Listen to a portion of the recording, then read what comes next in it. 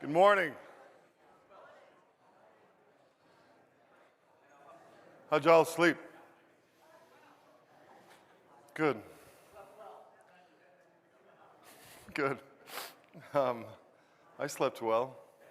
Head full of ideas and a full head from yesterday. I've got a couple things I want to say before we get started. The first one is to let you know that Kim Anderson will be joining us remotely. Was not able to make it, but glad that she's here to visit us that way. The first thing I want to do is just say thank you to Natalie, and I hope I say her name correctly, Decentralized, who's the artist that you see in the program. She came to us through her father, who's been a generous donor to U2FP since she was injured when she found us.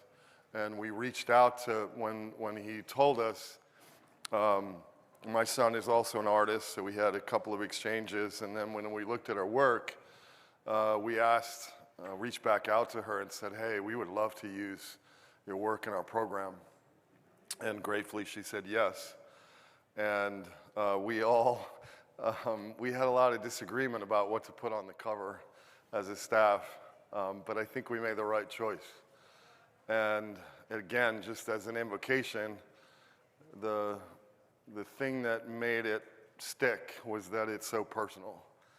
And again, I think it's this organization is 20 years of making it personal.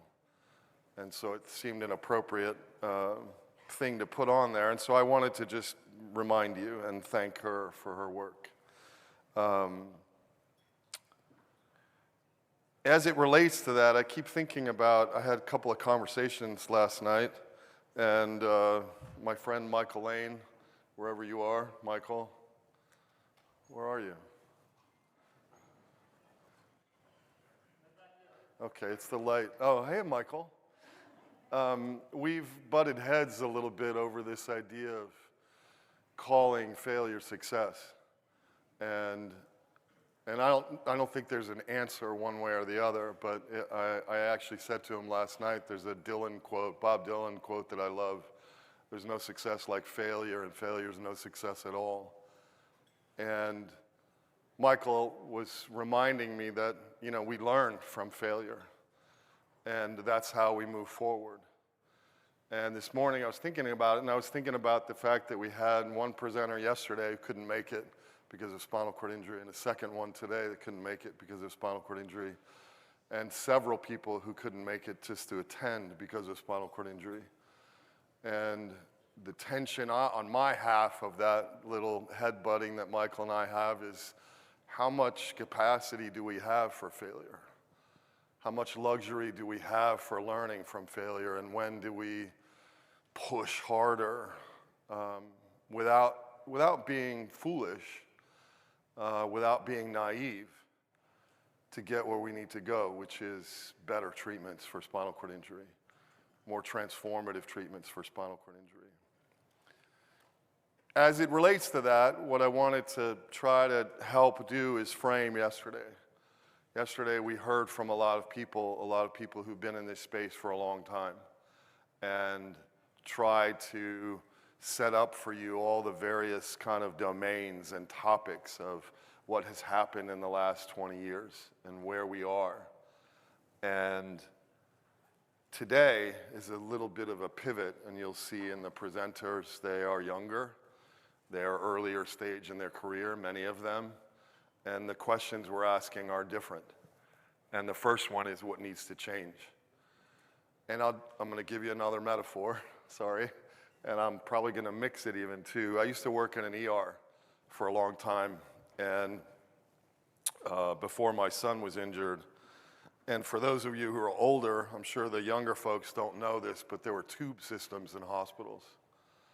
Where you had a doctor ordered a prescription or an x-ray, and he wrote it on a piece of paper, and you stuck it in the tube, and you pressed C12, and you stuck it in this black scorched thing, and it was an old plastic leather encased thing, and you close the door, and you press the button, and it went shh, you know, and it hopefully went to the lab or the x-ray or the urgent care or whatever in that building. And I was thinking about it as a simple frame, this thing that we talked about yesterday of all this knowledge and all this discovery and this question of translation. And Naomi put up, and I think more than Naomi talked about it yesterday, this 2004, 2005 National Science Foundation publication, SCI, Progress, Promises, and Priorities. One of the summaries was we need more translational infrastructure. And at some level, it's our assertion at U2FP that that tube system, let's think of it as scientists put a discovery in there. I think I've got something here. And they put it in the tube and they send it. And there's a room somewhere in the building that's empty, but it's full of tubes that just drop and there's no infrastructure. And at some level, the system has been reliant for a long time on the scientists themselves to figure out what to do with that discovery, what to do with that tube. And we need a better translational infrastructure. So the mixed metaphor is, imagine it's a research town here. 50 miles to the west, there's a plot of land that's kind of partly developed. And then another 50 miles is clinical town. And that town in between is almost like a mobile park, mobile home park. It's like marked out, but there's no real structure built there. And some people drive in, maybe they have a nice mobile home, others have a rundown one, and that beginning fledgling town hasn't fully developed yet. That's going to be a little of what we talk about today. How do we build that town? How do we build that infrastructure to respect and honor the passion and genius and commitment of scientists and funders and all the people in our community who are looking for better treatments? How do we respect that by planning this infrastructure that can move discovery to where it needs to go? So that's going to be the pivot that we make today as we have conversation, and I would ask you to continue to think about your role in that.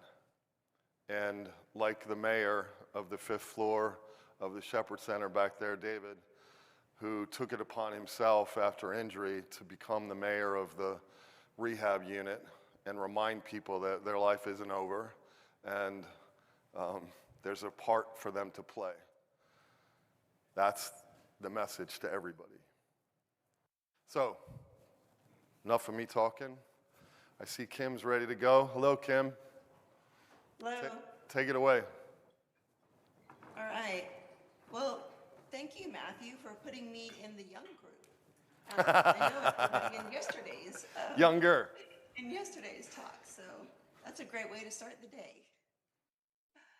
So our session this morning, as Matthew mentioned, is the topic of what needs to change. And when we were preparing for this, and as Matthew said yesterday, each of us are to just come at this different questions with our own perspective. And so before I start, I just want to tell you a little bit about my perspective. It's influenced by a lot of things. So first and foremost, I've been living with a cervical spinal cord injury for 37 years. For those that are actually younger in the room and don't know me, but that really entails the good, the bad, and the ugly of spinal cord injury. And the reason why I'm not there with you in person is because I'm dealing with the bad and the ugly of spinal cord injury right now. I'm also have been working in spinal cord injury research field for 26 years. And I've done various different areas in basic science, psychosocial clinical research, as well as FDA regulated clinical trials. So all of those different experiences influence my perspective as well. I've also been an advocate for others living with spinal cord injury. You heard mentioned yesterday the 2016 Praxis meeting, out of which the North American SCI Consortium was born. I was one of the co-founders, and I was the inaugural president. But more so as the years of living with spinal cord increase, I've been seeing friends and acquaintances with spinal cord injury dying.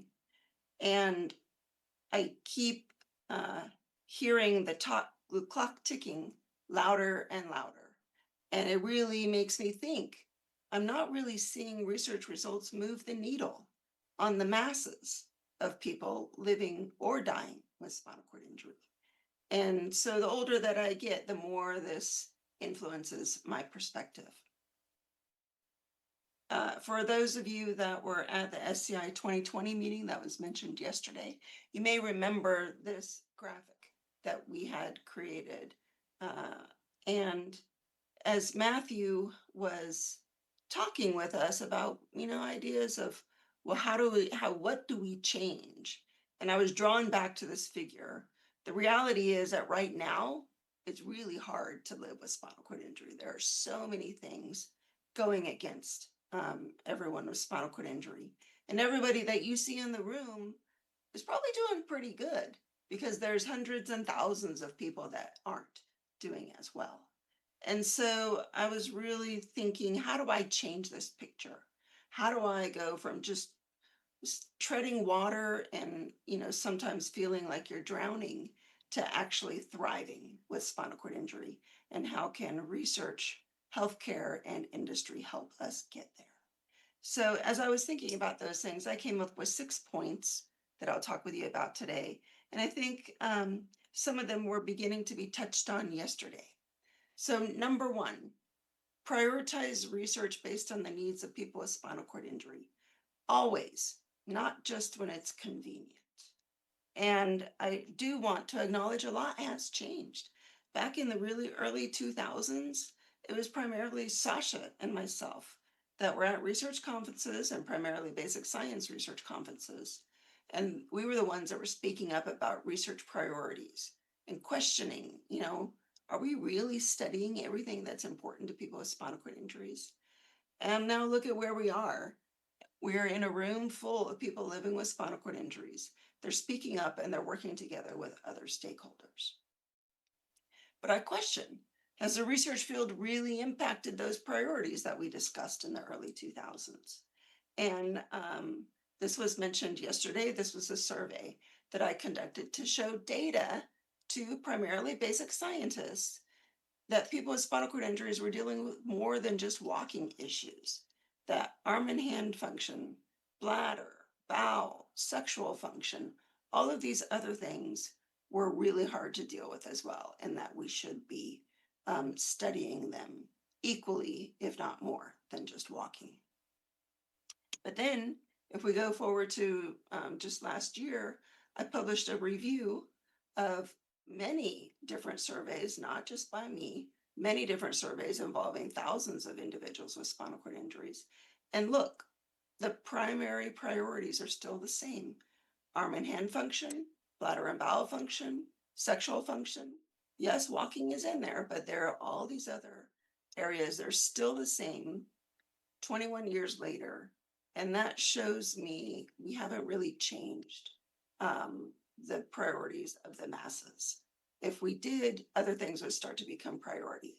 Because ultimately, we do all want everything back, but there are different hierarchies based on different factors.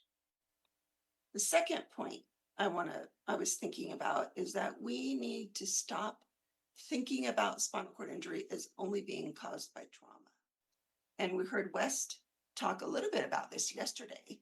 There is a large and growing population of people living with non-traumatic spinal cord injury. And if you talk to some basic scientists, they'll say, well, we can't lump non-traumatic spinal cord injury with traumatic spinal cord injury because the mechanisms of repair are different. And yes, they may be different, but there are far more shared issues between traumatic and non-traumatic spinal cord injury that we should really start thinking about them together. Also, really importantly, the PM&R physicians that have expertise in spinal cord injury are providing healthcare to those living with non-traumatic spinal cord injury right alongside those that are living with traumatic spinal cord injury. So we have the knowledge base and we have access. There was a lot of talk about the spinal cord injury model systems yesterday, and nothing is perfect. But remember that the number one, the model systems are a federally funded program, and they go in 5-year cycles. And so if you don't get funded for each 5-year cycle, you don't get to participate. And so it's a changing target every 5 years. But also, the national database only captures about 13% of the traumatic SCI population. And really importantly, when we look at the statistics that come out of that, the national database is a research study, and people have to consent in order to participate. And not everybody wants to participate in research. So you don't get full participation from everybody that comes to every funded model systems. But we do have a great opportunity, and also looking at the public health data that Wes mentioned yesterday. I was initially going to say a nationwide registry, but then that would pop up all of these hesitations with people. We could really create some sort of nationwide connection network. And I don't know how to do that, but that's this idea that I've come up with of all people living with spinal cord injury. And this could benefit all of us. It could benefit advocacy efforts. It could benefit research. We're always looking for more people to participate in research. It could benefit healthcare changes that we want to make. And it could benefit industry efforts in creating a larger market. The third point I came up is that we have to stop being passive and let's become intentional. So when we think about research, we have to change this mindset that is in some reviewers' mindset, that the best science flows to the top, and therefore that's what should be funded. Some people are really excellent at grant writing, and they get funded a lot, but not all people are good at executing studies.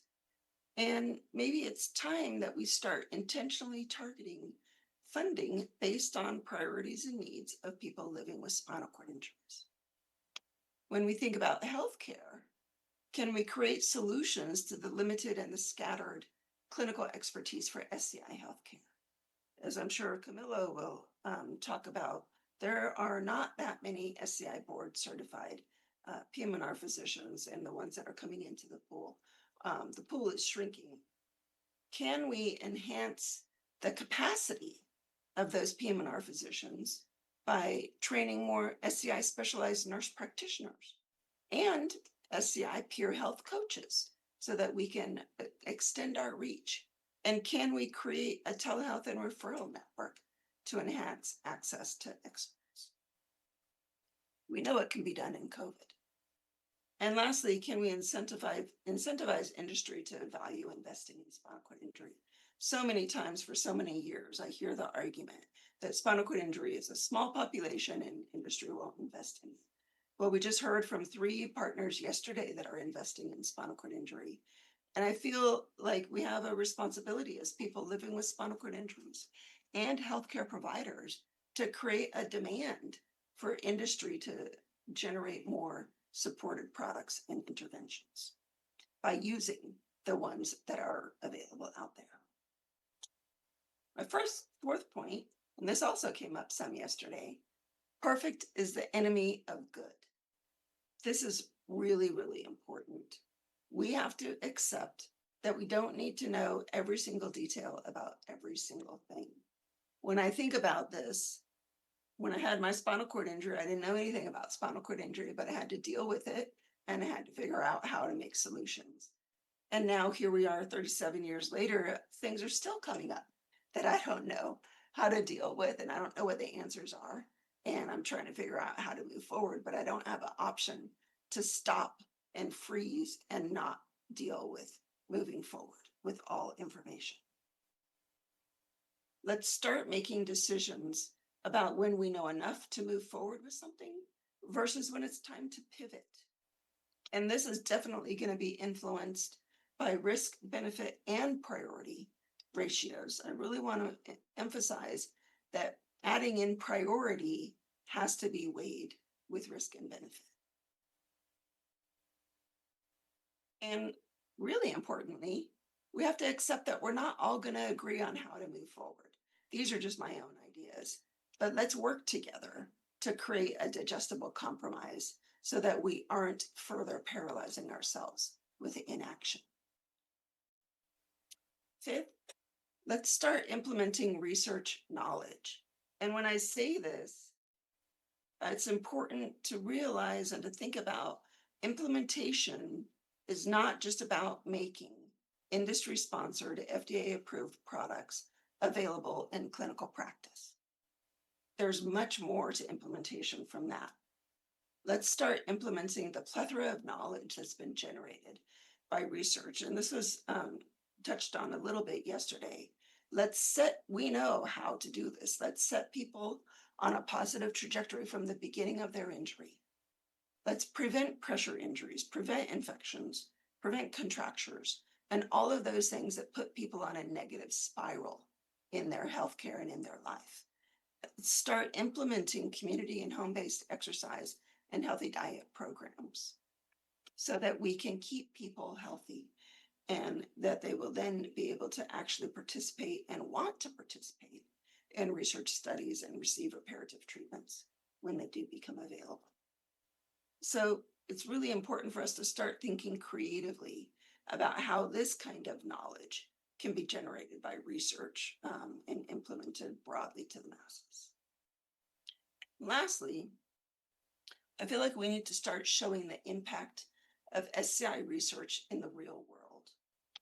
We are but a few people in this room and in our networks, and we're all really passionate about research. We have to remind ourselves that there are multitudes, if not, I dare say, tens to hundreds of thousands of people with spinal cord injury out there living that don't care about or are cynical about SCI research. You heard Josh say this yesterday. A cure in 5 years has been promised for decades. We are talking decades. And people get tired of hearing this and not seeing any results.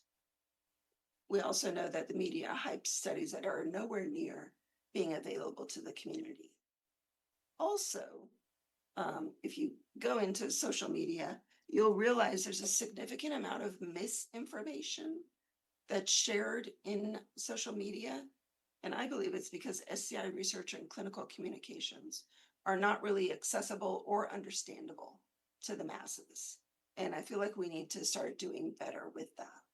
But most importantly, for the large masses of people with spinal cord injury, we need to start demonstrating tangible impacts of research on people's lives. We need to show people with SCI how investment in research is actually improving their life in the real world. And so I'll just end with this new image that I created. And I want, I look a little bit older in this image, but I want to go from surviving to thriving. And I really want research, healthcare, and industry to be lifting up people with spinal cord injuries and helping them really get through life in a much easier manner. And I will close there. Thank you.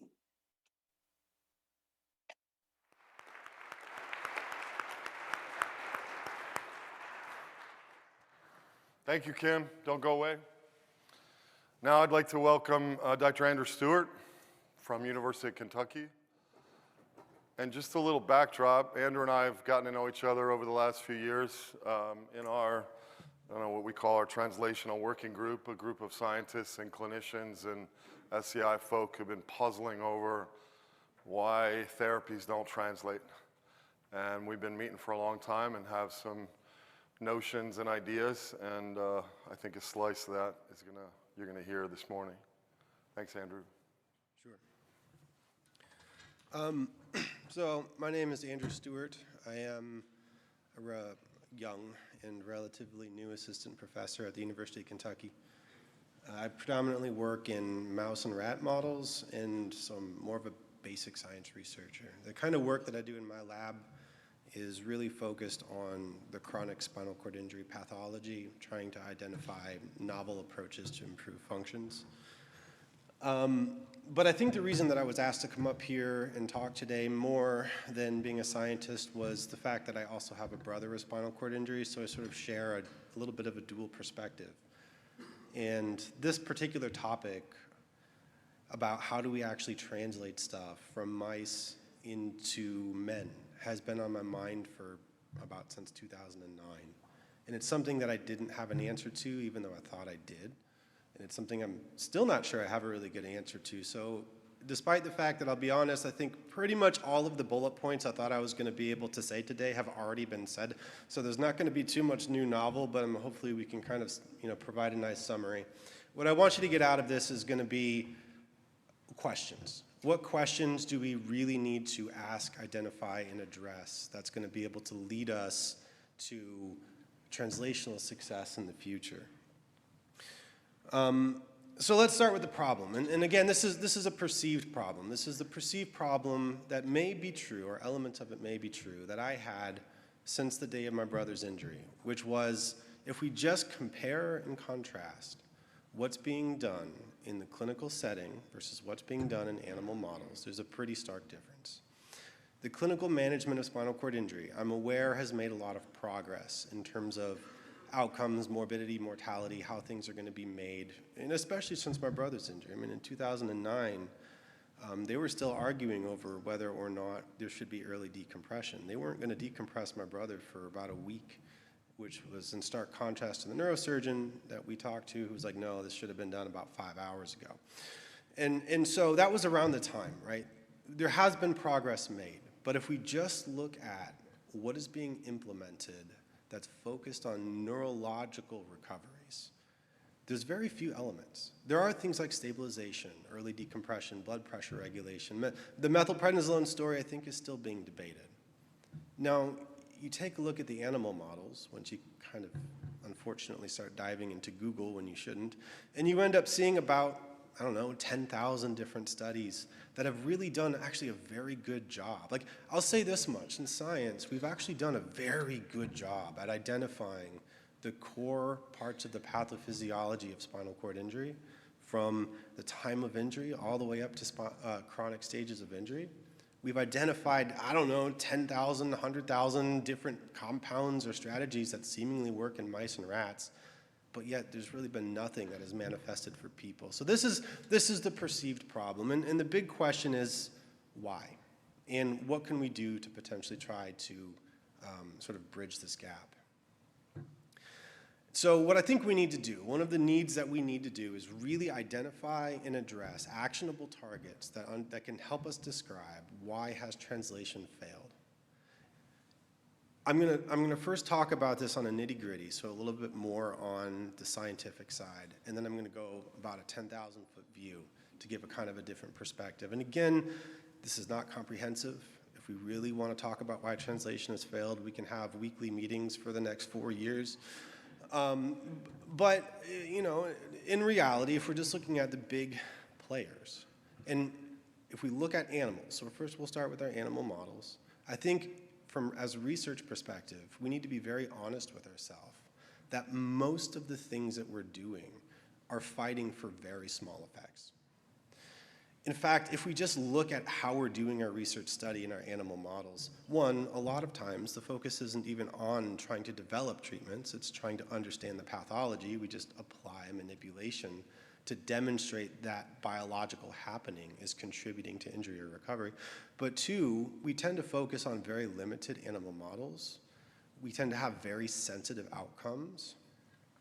And realistically, we tend to choose our animal models based on the highest probability of being able to detect an effect. So how does this contrast what's being done or what happens in a clinical setting when we try to move something in, or if we ever do try to move something in? This really is a problem most with the acute and subacute treatments, but we're faced with spontaneous recovery. This introduces an enormous amount of unpredictability and high variability in our populations that are usually restricted because it's hard to get high sample sizes. Really reduces the strength of our ability to confirm whether or not a treatment worked or not. This is an important point because I have to raise the question, and it's not just in spinal cord, it's TBI or stroke or any number of other neurological conditions that have failed. Did those drugs actually work? And we just were not able to detect an effect because of any number of particular reasons.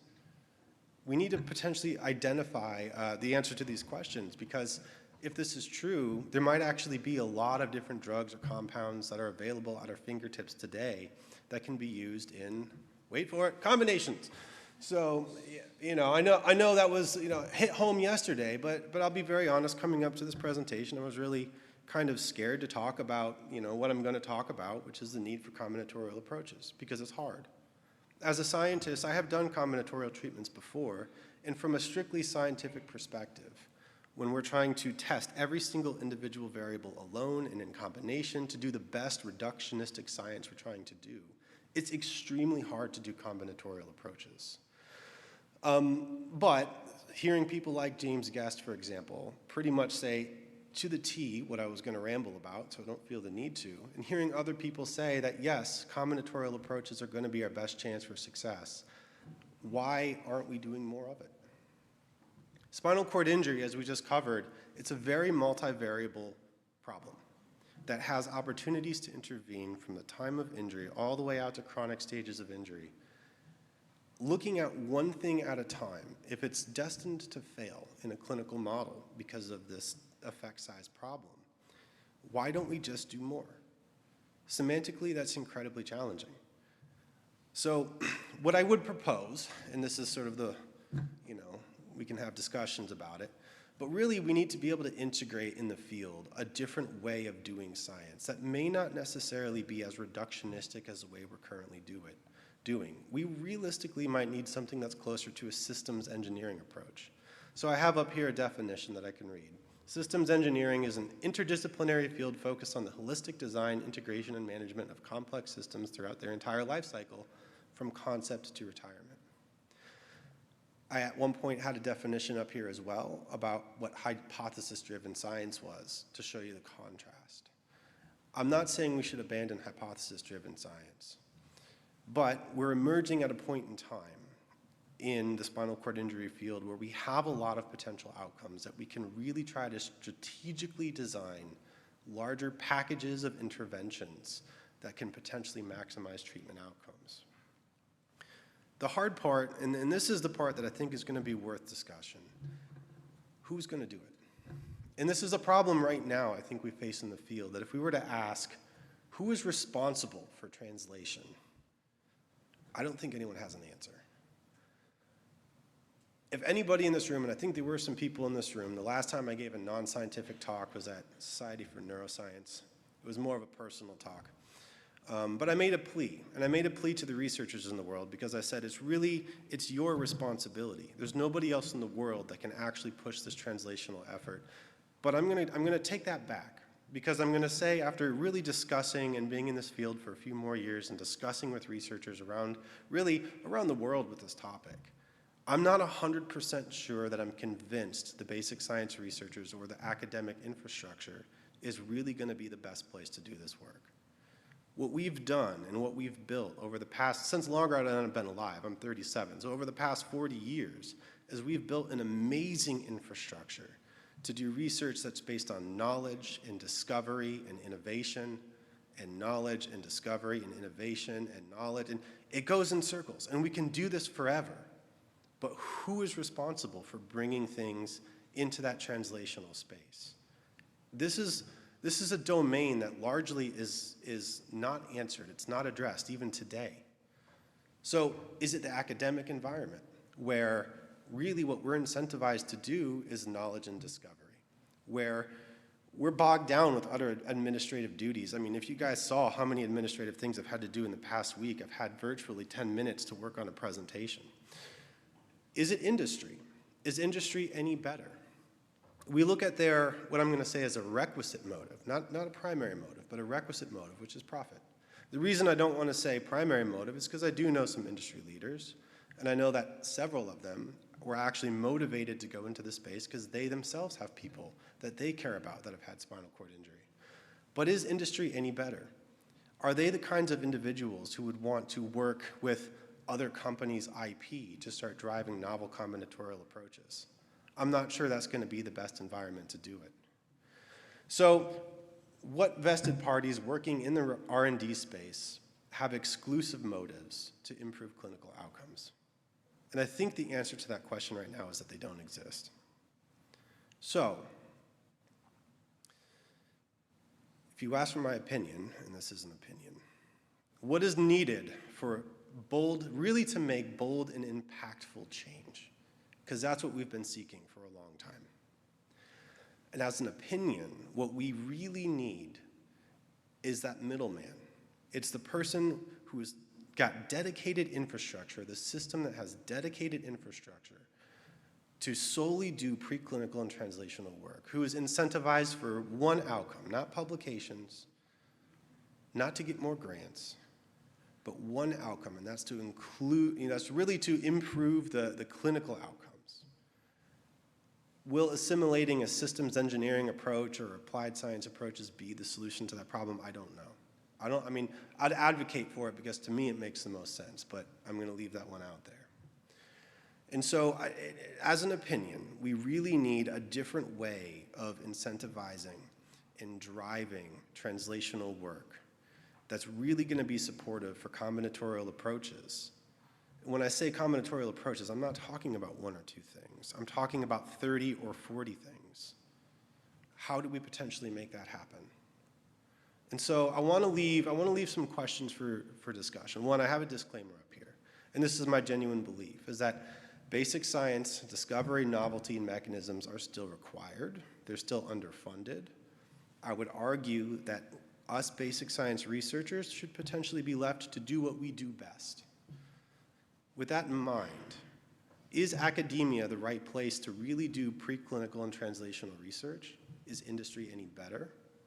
What current infrastructure do we have today that exists for innovating multivariable solutions to spinal cord injury, which is a very multivariable problem? And do we need non-academic and profit-free infrastructure to bridge this gap towards translational success? So please, in the discussion, I would love to hear people's opinions. Be vocal, because this is something that I think if we can identify and address and get actionable items and actionable targets, that's going to be the key for deliberate and intentional translational success. Thank you.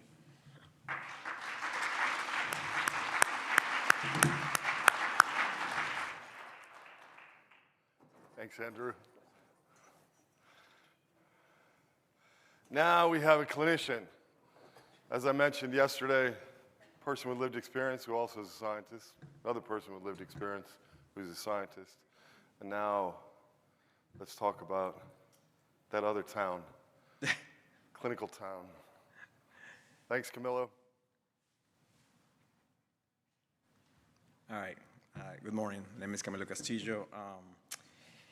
So I'm a clinician, obviously. How can I do these slides? Sorry. Oh, no. I need the slides to next. How do I do the slides to? Oh, there you go. Okay. These are I work in a university setting. I'm the director of spinal cord injury at University of Louisville Health, Research Rehab. This is my disclosures.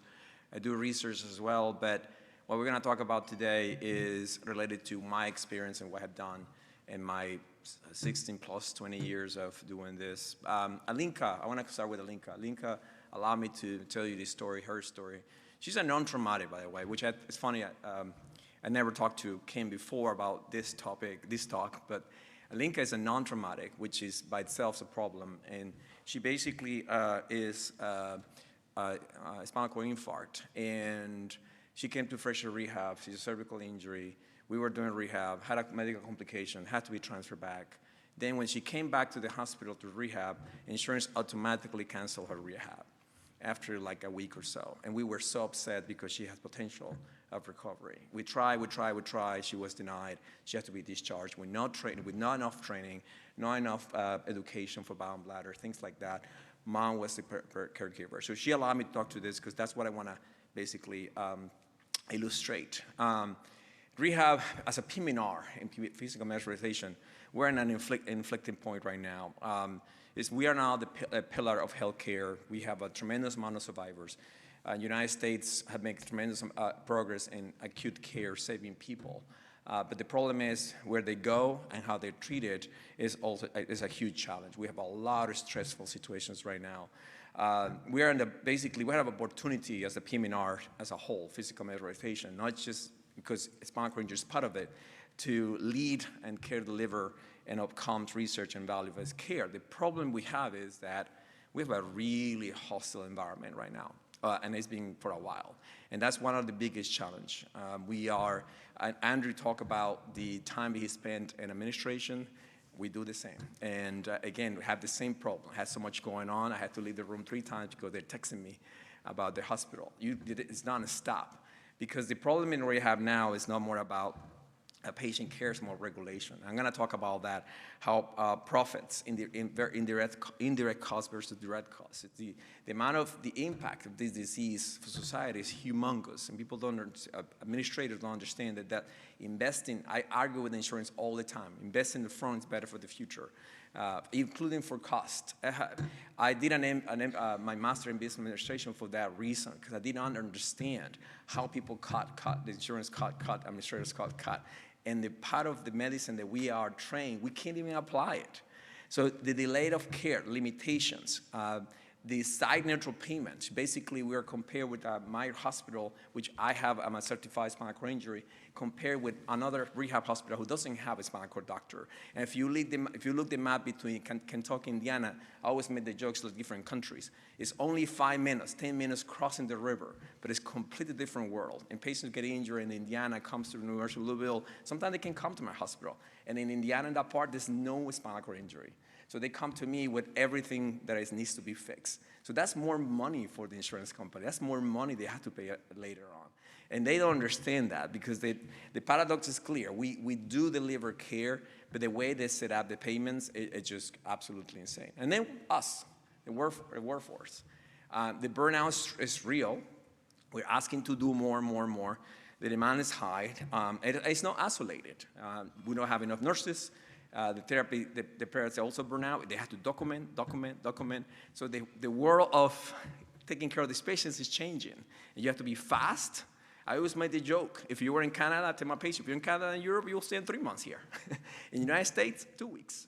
And that's affect care, because I'm going to show you how that is affect what you guys doing here, research later. Because I think Kim's got a good point. If these patients are not healthy, they're not going to participate in research. They're not. That's not their priority at that time. So the problem that we have now is that also the burnout is affecting training.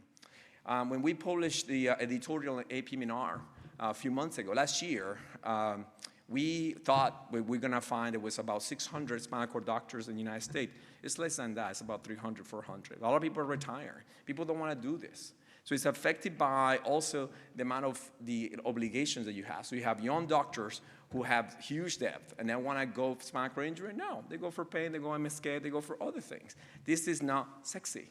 So it is a problem that we have the pipeline not growing, and it's affecting everything that we do, because what happened is that you have a brain drain. You have people who are not interested in doing this, right? You have few physician scientists in spinal cord injury. It's the invisible erosion. You need doctors to do research as well, not just PhD. You need to collaborate. And the research takes time, and you need time. You need hospitals to give you that time. But guess what happened? With all the stress that we have and all the cuts, for Kentucky, for instance, which is a poor state, if you pull out like now $50, $100 billion from the state from Medicaid, people are going to tell you, well, I can't afford to do this research. You need to go back to bedside. You need to work. You need to do RVUs. You need to produce. And that's the reality that we have. It's a threat to survival to our academic PM&R, because we have to change the way we think, because like Matthew said, there's 2 different towns here, and people don't understand the different towns, and regionally. If you have a new device approved by the FDA, it will cost $40,000, and I have a debt of my hospital for millions of dollars, the administrators are like, I'm not going to pay for that. Go back to see your patients every day. So if we stop the training for people who apply and discover the research, there's not going to be a cure. Because we need to apply this. If somebody discovers something in Boston, guess what? It's going to be difficult to apply in Kentucky, because the money's not going to be there to use it. So The other problem is that Kim touched about this, which I think is important, is how we promote ourselves. If I tell you how many messages I get from WhatsApp and Facebook about family members of mine telling me, oh, look at this patient moved her legs in Australia, whatever, it's just crazy to me. We are not good at ourselves promoting what is needed for our patients. We concentrate in very sexy things that clicks, but not what is real for our patients. So that's the problem that we have too. Well, these things are important, extremely important. We still need to concentrate in things that have to be addressed. Social relationship. How do I have sex with my wife? How do I stay in my chair without fainting? So things like that are very important to prepare, because what happens is in many of these cases, I'm doing research right now, and it's really hard to enroll because many of these patients, I have a woman have a CHF, congestive heart failure, and I told her, you may have not seen a spinal cord doctor before. She says, no. She probably have AD all the time. She was a cervical injury, never treated. Guess what happened? She developed CHF, she had developed heart failure, and now she has to take medication. I can enroll her. So the funding these areas that we need. I put some of our researchers there who concentrate in things like bladder, stuff like that, and it's really to fund. We are trying to fund like just simple GI mapping, and it's being denied several times. So it is hard to get those type of research going when you have a lot of people involved. And I don't classify myself as a researcher. I'm more like a clinician. I love research. I love spinal cord injury. But I also need to understand, you need to understand this, a lot of my peers, they are overwhelmed. So I'm the few ones in my hospital who do this type of research. Because you have to understand that people are actually concentrating in what the needs of the other town that Matt talks is important for them. So again, we're politically vulnerable. What does that mean? We're basically expensive and not popular. If you compare with diabetes, strokes, and things like that, it's going to be, we have fewer patients, which means fewer voters, what you go and do tomorrow, because you need more people to go through those things. You have less awareness, less lobby power, obviously, and then fewer clinical trials, will translate clinical trials, less awareness, and a slower translation to these patients. And that's what we don't know. How do affect progress? Again, chronic diseases, I'm running out of time. But impacting clinical trials, in case of Lincoln's story. Think about Alinka being a young woman who, based on our data, her life is going to be shorter, correct? And now having chronic problems as well. So the survival is going to affect her. So the survival rate are low for chronic conditions, more or less for spinal cord injury. But because the healthcare focuses primarily on the first 6-year month, of acute care, right? After that, we struggle getting things paid for insurance company. Alinka, the first week, went back to the hospital. Surprise? No. She ended up with a UTI, they're in the hospital, she's back now with us. It's like a revolving door. Continue doing this over and over and over. She's not ready for research. she's gonna say no. Her priority is not that. So Alinka is gonna feels abandoned for all the rest, for the 33 or 17 years that she has left in this world. She's going to be feeling abandoned. So she's trying to attempt to navigate this complex system. And we have navigators. We have 2 nurses to help us to concentrate these patients, trying to make sure they get what they need. And we still struggle with that. So she or her mom is going to try to figure out what to do in this complex system to at least be healthy. She's not going to think about research. So again, all this is going to affect chronic, and what is the impact on care delivery? Well, we have the pieces there. The United States have the money, have the pieces there, right? We have pre-hospital here, and this is related to rehab mainly, post-hospital care. The pieces are all there. The policies is the problem. How do we work together? How do we spend billions of dollars in 2 phases, and then pinching pennies when we try to ask for a standing frame or something that, because there's not enough research. They always tell me. Patient asks me all the time, can I have a standing frame? I can tell you in my hand how many have approved by the insurance company. You have to pay $29,000 because there's not enough research. So affect the quality of life with our patients. So again, if we don't spend the time, we don't listen to us. I always argue with insurance companies on the phone, always. And it's hard because they don't get it, because the doctor on the other side is an ophthalmologist who never has seen a spinal cord a patient in her life, or his life. So it's really hard for me to argue about that. And then affect training. This is my fellow, the only fellow. I have a spinal cord injury fellow for 7 years, fellowship for 7 years. This is the guy who's working at UK right now. Excellent, excellent doctor. He was interested, but it was local. It was regional. He said, you know what, Dr. Castillo, I want to train there. Excellent physician. He's now working at UK doing good work. But we have a hard time enrolling people, getting young people to be interested in spinal cord injury. And geographically, you know, Kentucky is not that sexy, so they don't want to come here. They don't want to come to us to try to get the education they need. There's no demand. So that's the problem. And it treats academic medicine, which is a problem, which reflects in more people. He's interested in research. I know he's working in research. He's a young guy, but there are only a few of them. Very few wants to invest in this. And they affect level of care, obviously. All of this reflects down to the bottom of how do we keep these patients healthy so they are ready to do research. Because otherwise, we're going to continue struggling doing the same thing. If we fail to adapt, if we don't, we had the urgent to fix the system, obviously. And the current approach is just impersonalized, concentrated, and rapid turnover in the hospitals. Individual recovers overlooked. I mean, sometimes I had to send people to a non-SCI therapy outpatient because we don't have enough neuro rehab therapists. And we had to do that. So that's the only thing we have right now. And we struggle trying to get the expertise that is needed. The care, as you know, is fragmented. You have 10 doctors in the same care, and then none of them talk to each other, and some of them don't know of a spinal cord injury. So I had to step in and explain that. So it's a problem too. And then you have, again, like I said, you discover something in Boston or in New Jersey or somewhere, applicable in Kentucky is gonna be difficult because the administrator is gonna tell me, I'm not gonna pay $40,000 for this device, even though it may affect outcome and function. No clear outcomes and financial accountability as well. So all of this affects innovation. How do we work together? PM&R as a whole. I'm not talking just a spinal cord injury, and we're trying to do that, obviously, by the national level. AAP-PM&R is trying to do that, and we know they're trying to do that. But we have to start complaining about being undervalued, and I start talking about insurance companies and politicians about the language they know. You have to also try to figure out, talk about money and outcomes. The patients are doing more. Rehab works, rehab helps, but know the first 6 months for the rest of the life of these patients. That's the key issue, to keep people healthy, okay? Demonstrate that patients actually can do more with rehabilitation. That's huge. That will help decrease admission. For instance, in the case of Alinka, if the insurance will let me explain to them that we are managing the bowel and the bladder, help her to prevent admission, that saved them, $50,000 a year.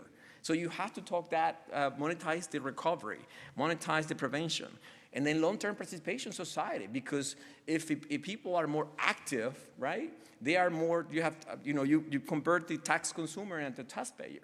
And that's what helped us also, trying to get into back and working, trying to get society, give back to society, and that helped them to have a voice. That's, oh, sorry, I guess my time is gone. And then that's when, well, let's bring all the walls down, and that hopefully help us to work together and talk to each other, because that's the main issue we have. So if the goal is the healthcare is to prevent death or enable life, we have to discuss that. If it's enable life, then we have to be more proactive, and then we have to be the pillar in rehabilitation. Thank you.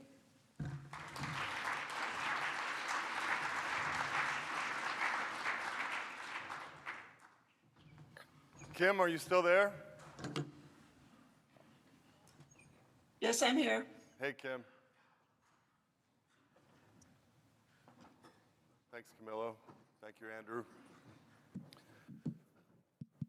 Oh, and thank you, microphone folks. Question over there? Jaren. Good morning. The session was great. I really enjoyed the talks. I want to bring 2 points. I'm a translational scientist. I direct clinical research in a center called Belfort Center for Spinal Cord Injury at Ohio State. I work with translational scientists and also basic scientists. So how do we make translation happen? Back to all the points that are made. I have actually 2 opinions, or I'm actually taking an action on them. One is change the training of students a little bit from the start. So we proposed a training program to NIH. Cross fingers, get a really good score. But that program is called Translational Neurotrauma Training, which means we have TBI and SCI just to focus in the training program. And we have both clinical scientists and basic scientist training together with health economists in the team, people with lived experience as mentors on top of their mentoring team as scientists and clinicians. And they will brew together for 3-4 years during their PhD programs to understand how they can work together.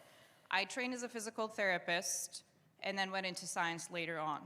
I never trained with basic scientists and postdoc or PhD training programs, so I didn't really know the language, how it works for basic science. It's same for basic scientists too. It's important to have people with spinal cord injury as mentors in their team, because then the research ideas, are they really valuable for people? They will understand it right at that point, going into a career with spinal cord injury or TBI. Second opinion, when I started at Ohio State, I started working with big neuro rehab group, which is in practice in the hospital. And I asked the question, what are you guys doing to treat people with spinal cord injury during trauma or inpatient rehab? Because now you're going to talk about combinational therapies. Essentially, we all do combinational therapies in the clinic. So research studies come up with ideas, but those people are still receiving rehab, and there is no way of quantifying it. So if I look at a TMS success or a drug success, there is another world going on the side of that trial, which is their PTOT and speech. But nobody knows how much, what is the dose, and how they're actually interacting with each other. So one of my tasks is to really make sense of all the clinical notes in Ohio State or within the hospital. And that's it.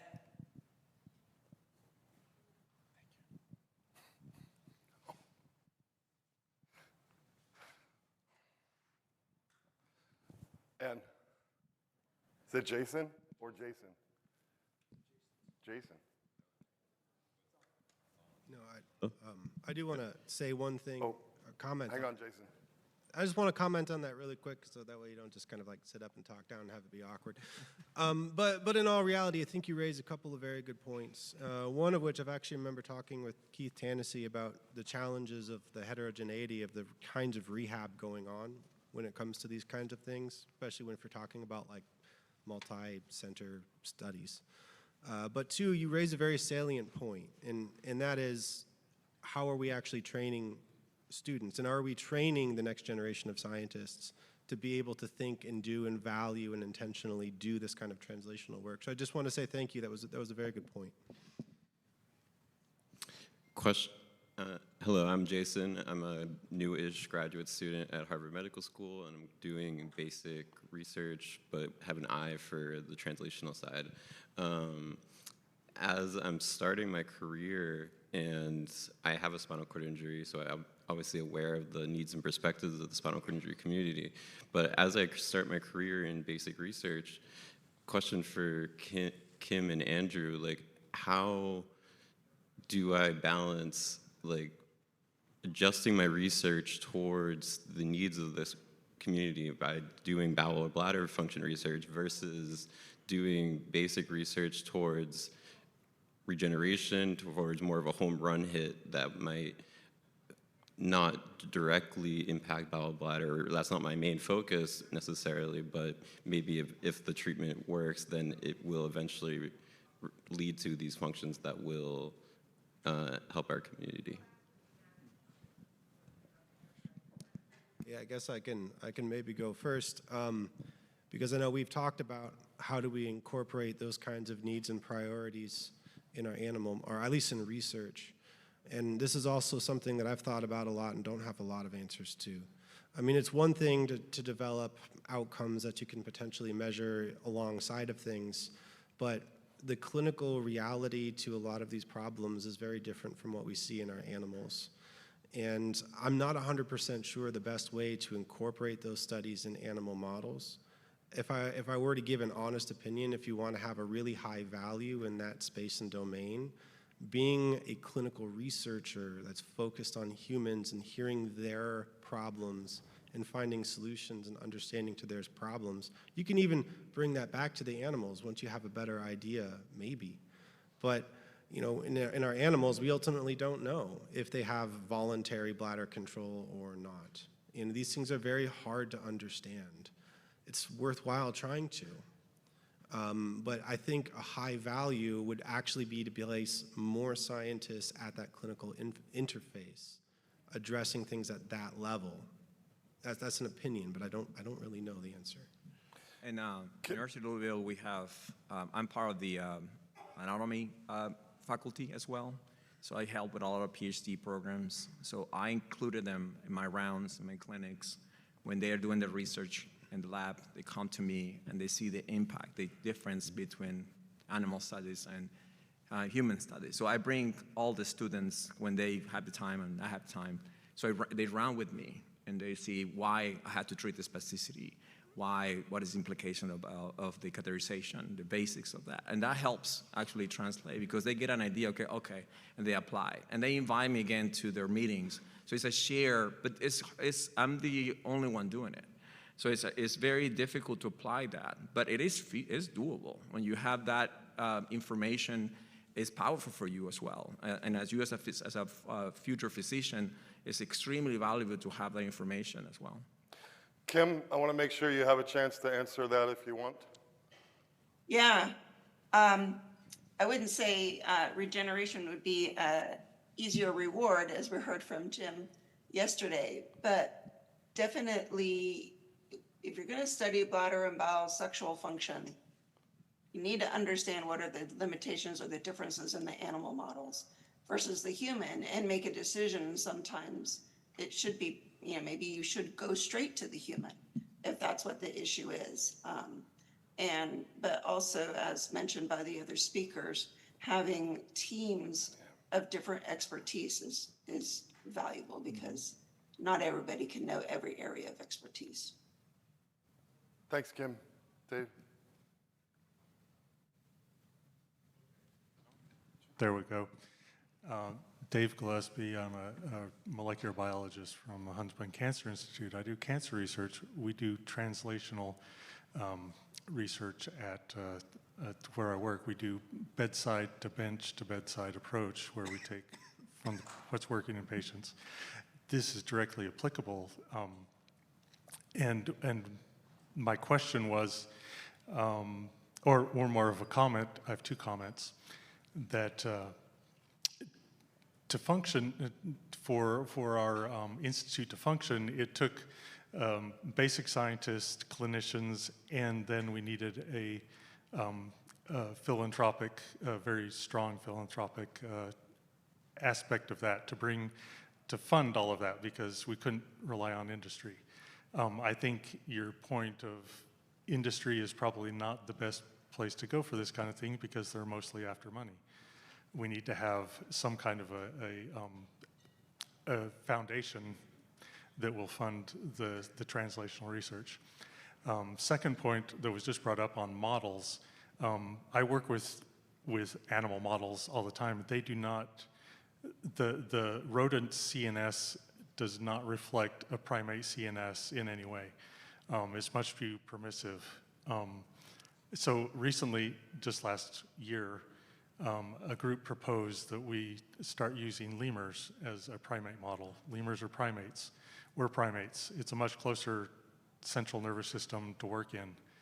I don't know if anybody else has if you have worked with lemurs or thought about using lemurs as an animal model, because we will need, to get the science worked out, we will need to do animal studies. We can't just do all this in people, unfortunately. So what are your thoughts on getting philanthropists involved in funding this type of translational research and using a different animal model altogether? Money has to come from somewhere. I don't know where that would come from, but I was asked if we are going to just inject a bolus of money in some place that's really going to make a big difference, what would that be? And in this case, it's a center sort of similar to what you were describing. If it comes back to how do we change our animal models, I mean, if there's merit to it. And I know you had just said that, our mice and our rats are not the same as humans, and, they're not humans. But I would say from what we've seen, to the best of our knowledge, there's actually a lot of similarities, at least in the spinal cord. We know the spinal cord is a spinal cord. We bop it. We have an injury. We have very similar pathology, cystic cavitation. A lot of the outcomes, when we just compare side by side, tend to be very similar. The anatomy is a little different. The expression of different proteins varies, but they're still there. Inflammatory responses are very similar, but slightly variable in the extent or the amount. If there's merit to doing another animal, yes, absolutely. And we see more than just mice and rats in our research. We do see pigs. I know Candace Floyd talked a lot about it. I mean, what Candace Floyd is doing is really invaluable to the research right now, because she's got a strong preclinical setup going on in pigs. We also see a lot of works going on in primates, which is a little bit more ethically, challenging, but for the right question, it's 100% merited. As far as, like you said, when it just comes to philanthropic donations, I mean, I don't know. I feel like that's almost a necessity for something like that. I don't know, I struggle with this because spinal cord injury is so diverse, and bowel and bladder, I can have the same person with the same injury, is completely different. So sometimes when I read research it doesn't reflect what I've seen in clinical setting. So I think it's important to have researchers also heavily in human studies as well, to find out what are the differences in humans and the bowel, bladder, particularly inflammatory process. That is what I think is causing the most problems. And we don't have enough data for that. Go ahead. Kim, any comment? I'm just thinking about that as from the perspective of people living with spinal cord injuries, looking in, there's never going to be enough money for everything. And I would say by far the federal government has been the largest funder, which is maybe why there's some suggestions on maybe shifting what we get funded by the federal government for spinal cord injury. But then you're also thinking about federal government funding Medicare and Medicaid down into the state governments, and there's not enough money there. So then people are struggling there, and they're trying to, raise GoFundMe accounts so they can just have basic, equipment to live. And you end up with this argument between researchers and people with spinal cord injuries that's been there for many, many years, which is the care versus the cure argument. And But I don't know how we can't cover everything because there's just never going to be enough money. I agree, but don't you think that, again, if you have more people involved in the community, spinal cord injury advocating, again, we see it in cancer, we see it in diabetes, how much progress they made with money. Like you said, the money had to come from where? The problem is we're not vocal. Not vocal enough, or more people needs to be more vocal. And because even clinicians were so burnt out, we are not part of that conversation either. But I think there's an opportunity there, obviously, to his answer, to his question. There's money there. They just need to figure out how to get it, because we have enough people that can advocate. We just don't have enough willing to do that, because as a system, how broken the system is. But people are doing it in other pathologies. I do agree. Yes, if we can make the system unbroken, then we can have more activity and advocacy and impact. Well, or I would Unbroken for healthcare providers as well. Or I would suggest maybe it's not a question of fixing the system, but adding to the system.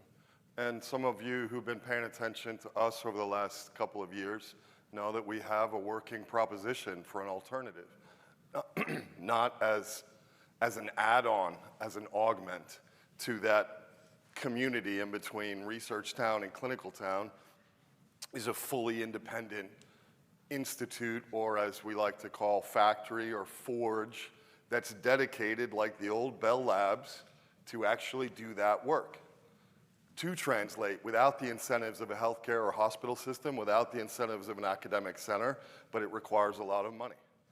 And that's a problem, but It's solvable if you have a concept, an idea that has merit. And that remains to be seen, but if it is something that can work and you can show that this could actually work from a philanthropic and even business proposition to get to a place where it's investable, that's a viable question. I want to ask, as it relates, a very practical one, to all of you, but yesterday, especially the latter half of the day, we, thinking about your presentation, Camilo, and yours, Kim, of, people who have spinal cord injury have lived through what I like to think of as the underbelly of the American healthcare system. We know what it's really like. And whether it's NVG-291, whether it's spinal cord stimulation, whether it's something else, are we ready right now to adopt into an already broken system a novel therapy that is going to demand far more rehab, activity-based therapy, follow-up, data, reimbursement, relative to how good that is? And back to your heterogeneity problem, as we saw yesterday, the trials, for the most part, in spinal cord stimulation and with NVG-291 are C and D, or B, C, and D, not A. Now, I know those are fuzzy, but the heterogeneity of the population is not fully addressed in all those therapies. So what does that mean for a system that is already broken that's going to need to be harnessed 10 times what it currently does? What's the solution there? I'm going to let Kim answer first. It was just occurring to me that we're missing a factory, Matthew. So I do agree, we should have a translation factory, but we also need an implementation factory that can figure out solutions to that very problem. How do we work things into a broken system? I mean, it's going to be hard to fix the system, but if we have a factory we all know workarounds, right? We all know workarounds in our own institutions when we come up with barriers and walls. Let's come up with a factory that knows how to navigate those barriers so that people can get access to new treatments and new interventions. Just to clarify, the broken system you're talking about is the access, availability, and sort of like infrastructure around paying for rehabilitation, or are you talking about the scientific system? My last question specifically was around the clinical system, healthcare, the care delivery path for spinal cord injury. Oh yeah, that's broken, okay. I put in this, I put in my slide the word hostility, not as a hyperbole. It's actually, that's what we feel. It's a hostile environment. Yeah. So you can imagine how it's being in a hostile environment. Yeah. I mean, nothing works. And so to answer your questions, in some places, it's going to be like have and have-nots. Yeah. In some places where you have people who had donors that give $60 million, instead of $6 million, those people are going to have access. But in rural, America, they won't have that. Well, and even in urban America, my image always, I worked in a hospital for 25 years, and I managed the ER for 10. And I could tell you stories about meeting with the CFO. And when you go to the birthplace, it looks like a Four Seasons hotel that should be on the top 10 list of international destinations. And then you go to the rehab unit, and you step back into the 1970s, because it's about money. It's about money. It's about where the revenue comes from and where the attention is paid. That's exactly. Or if it's not that, then it's philanthropy that's making up the difference. Yep. Right? Yep, absolutely. Andrew. Hi, thanks for the great talk. Dr. Castillo, I just wanted to say that I appreciate you addressing the issue of the clinical shortage and pointing out something I think is really important that I wanted to comment and get your thoughts on. But I think, and even Andrew, your talk, when you kind of put up this image of academic and industry, and I think there's a misconception that in that academic box includes clinicians, and that academic machine is included in the fact that clinicians and scientists are already collaborating in a meaningful way. And frankly, to be a little provocative, that clinicians actually know how to work with scientists and are scientists by the nature of being a clinician. That's fundamentally not true. In fact, I think in this room is all the clinician scientists in our field, effectively. Looking around, it's like we have 15, PT scientists and clinical trialists, and I'm a physician scientist. And so, that interplay is going to be really critical, and I see that as a major shortage. So, from an education training perspective, how do we address this problem in our field with training more clinicians to think about science? Yeah, I 100% agree, Andrew. I think that, yeah, I mean, the problem, I'll give you an example. A few years ago, we have a resident, and she was interested in research, and we could not help her because the hospital is concentrated in money, right? At some point, I had 20 spinal cord patients on my service by myself. It was not sustainable. I had to hire somebody. I could not spend time with her or the program because it was not designed. I always tell people we train what 90% of the country needs, general rehab. But to go that, you have to go to other places and we do research, but not research enough like probably a Craig, right? So there's a lot of things that need to be changed because the problem is money. Problem is finances. And if you take $100 billion from our road, when we are the third lowest in healthcare delivery in the United States, is really, you can feel it. So the priority becomes, this woman is not gonna be a researcher, so she went to Mayo. So where you have to find those places, again, have or have nots. It's now becoming a mainstream. And I know this is controversial, but I don't care because that's why I'm here. But it's important to understand that if we don't provide people what they need, like you, then that's not gonna happen. It's not gonna happen. That's the reality. And people are not gonna understand the conversation. I do talk to the researchers all the time. Last week, one of them asked me about infections and spinal cord injury. And she was asking me a question that I wasn't understanding because I don't think it's applicable to humans. And I said, you need to talk to an infectious disease doctor. And so I connected with somebody when I did in the university. And then you have to be willing to say that. You have to, okay, I don't know, let me find you somebody. And again, I don't have the same, not a scientist like you are, right? But my training was purely rehab. I just got an interest in this, right? But not everybody has that, and that's okay. But the problem is connecting the dots is going to be very hard until something dramatically changes about payment system in this country. I have kind of an opinion on that too, if I don't cough through it, sorry. For out of curiosity, for the PIs in the room, how many of you have trained an MD PhD student? Yeah, this is a sizable number. How many of them have stayed in research? Yeah, we got one. But that's kind of the point, is that we actually, I feel like we do train, thank you. I feel like we actually do train a decent amount of physician scientists. And the problem that I'm seeing is their retention is not there. And that's either because the intent isn't there and they just wanted to do a PhD and that's fine, but I don't think that's the case for a lot of people. There was a really good student who came through our lab back when I was a postdoc, Ethan Glaser, who was really interested in doing research, loved the spinal cord space, really could make a translational impact. And my bet, I mean, he's in residency now, but my bet is going to get way too bogged down with, the clinical demands. He just won't have time.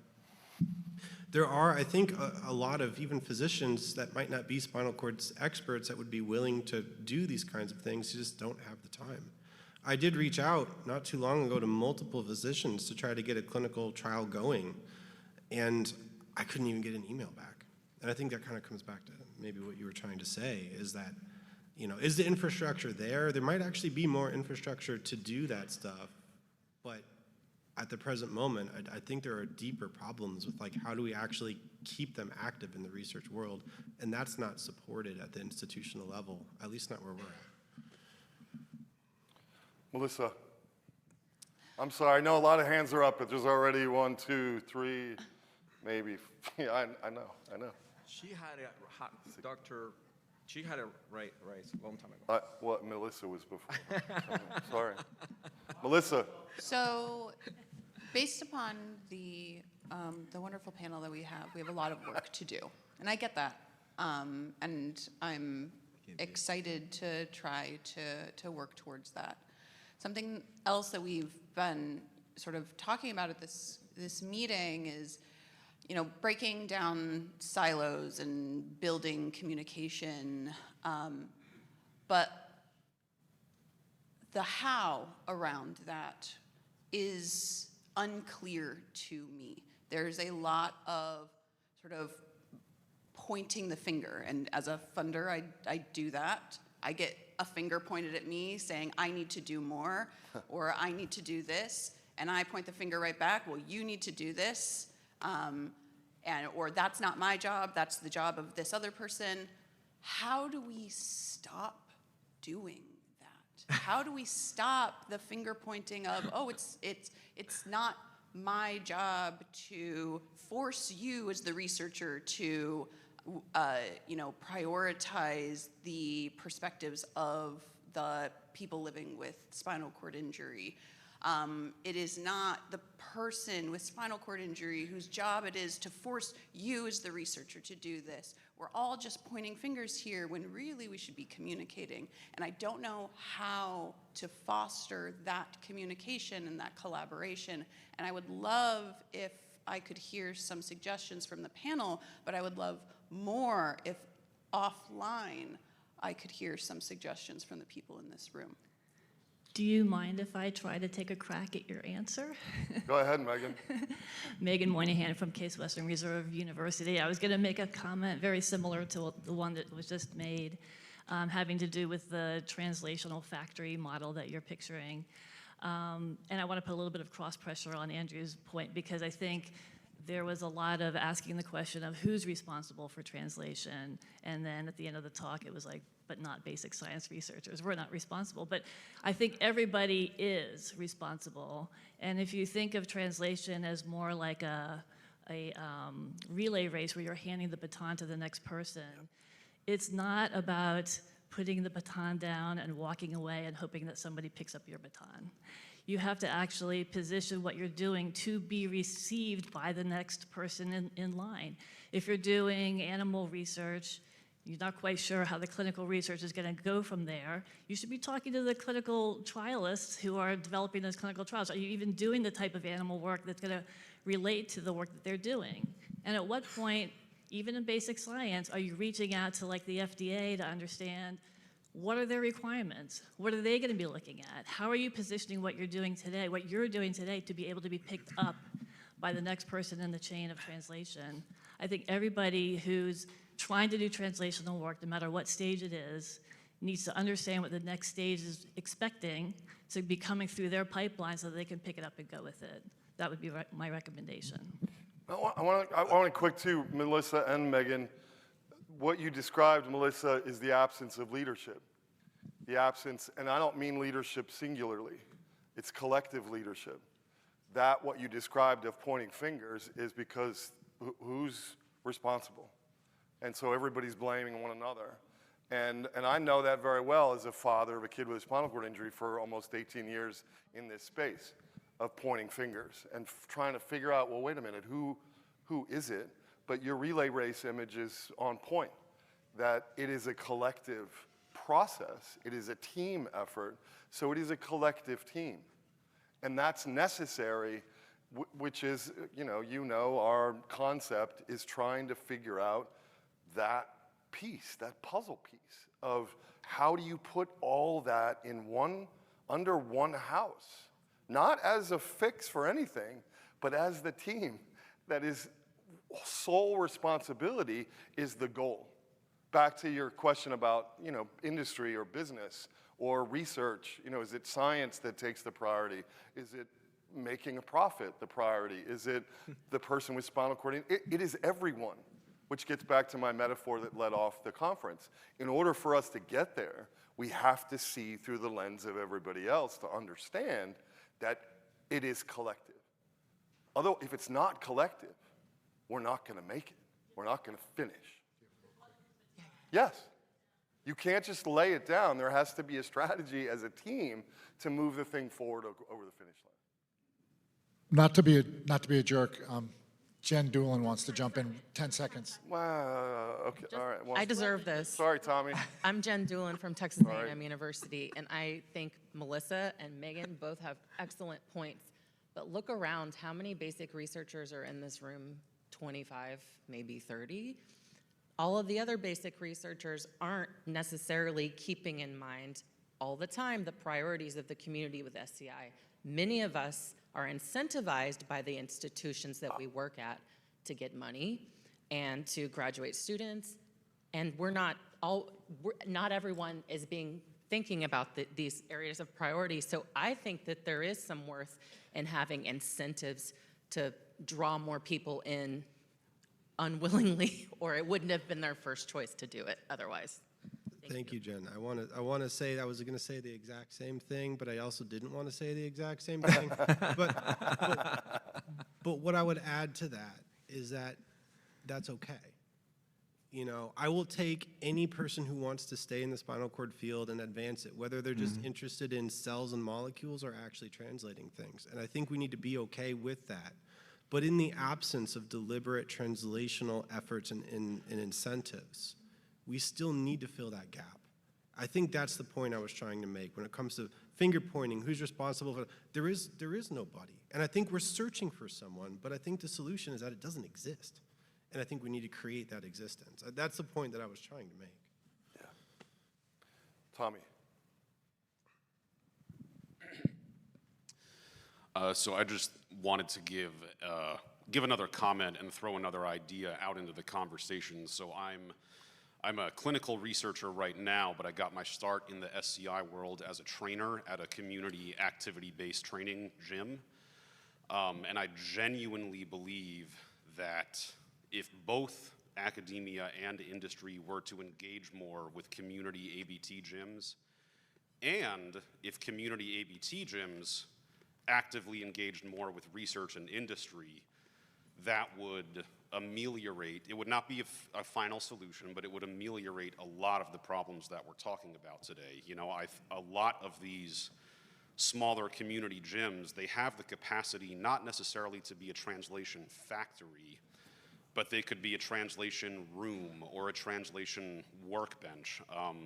The capacity that many of them have to put out a lot of pilot data because they have 30, 40, 50 clients that come in every single week working their butts off, ready to go, ready to be evaluated, ready to contribute data to studies is just, I think it's very underutilized. And again, I want to say, I'm not saying that it doesn't happen at all. I'm not saying that no researchers engage with ABT gyms, and I'm not saying that ABT gyms don't engage with research or industry at all.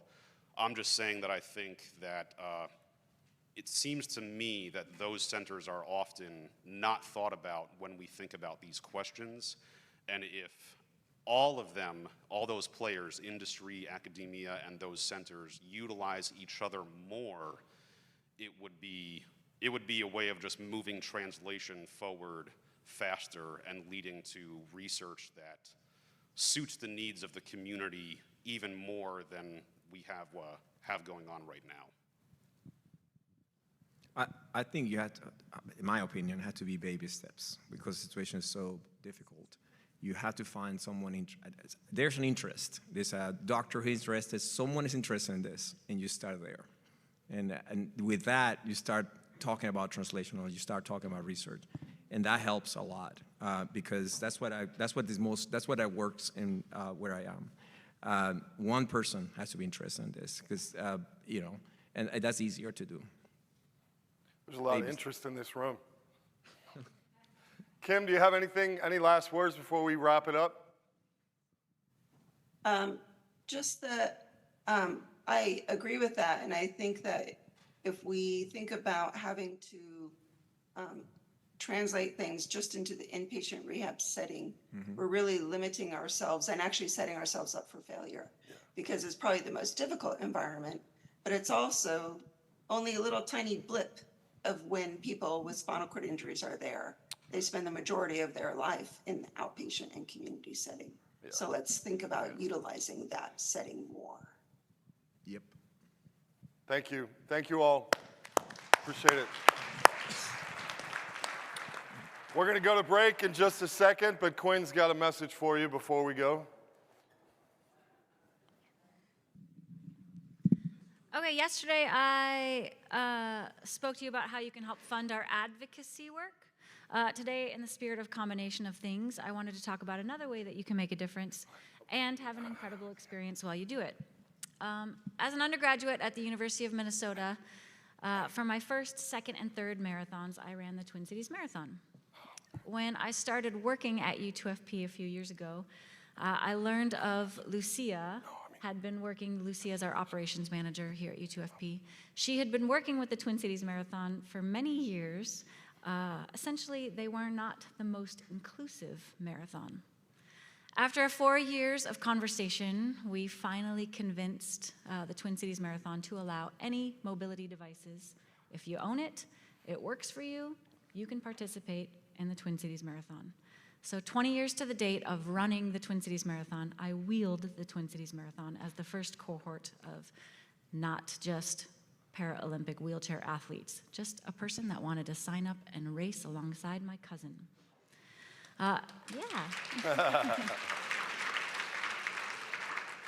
So Jason and I were in that inaugurative year. We raced in our hand cycles, and last October, we had about 10 wheelers. Many of them are at this symposium. We had 10 wheelers who support Unite to Fight Paralysis and raced with us. Adding to that, last year, a lovely gentleman saw a spinal cord injury documentary on a plane, and he reached out to me afterwards and said, you know what, I never thought about adaptive racers, and I'm a race director. I do the 50K, Vermont 50K, and the Green River Marathon in Vermont, Massachusetts.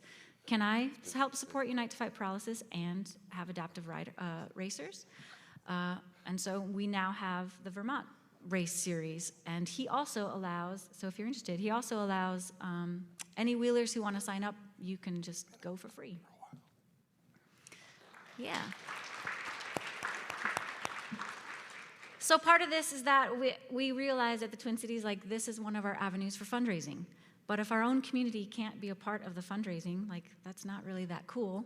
And it doesn't get us out there sharing our experiences. And that's part of what why these marathons are so awesome.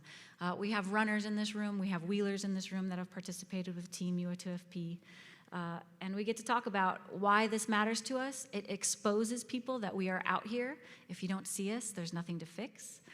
And so we're out there on the race courses actually participating and raising money for the research and the thing that matters most to us.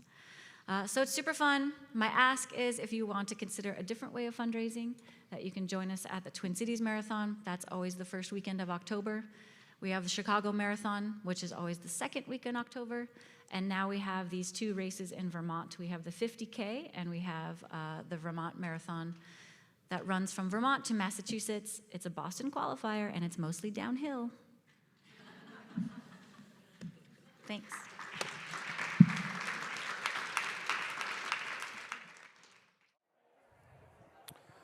Welcome back. Welcome back. Come on, you folks out in the hallway, come on back in.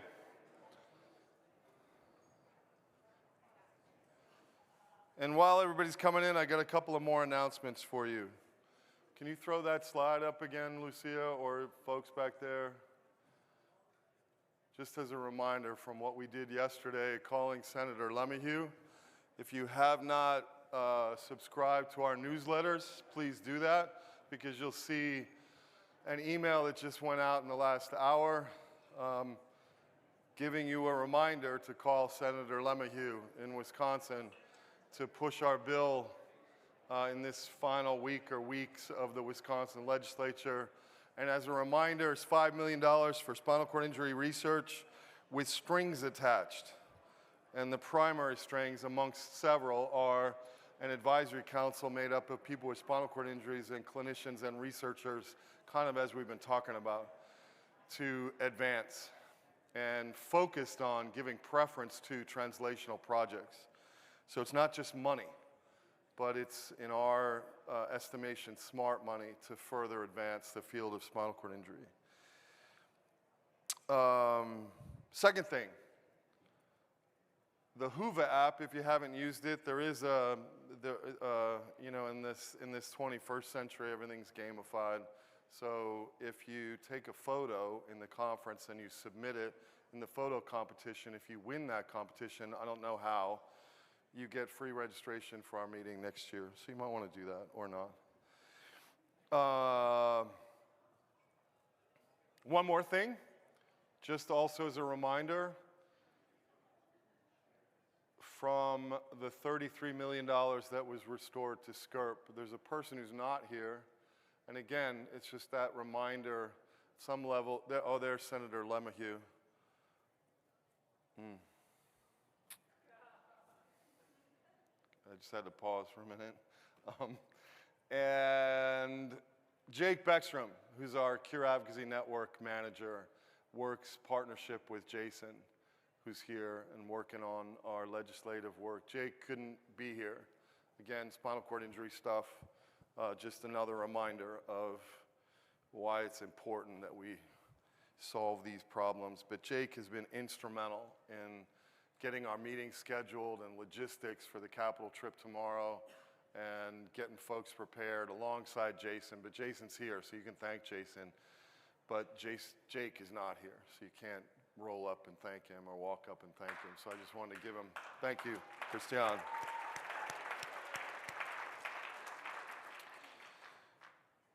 Okay, with that, I think that's all my announcements for the moment.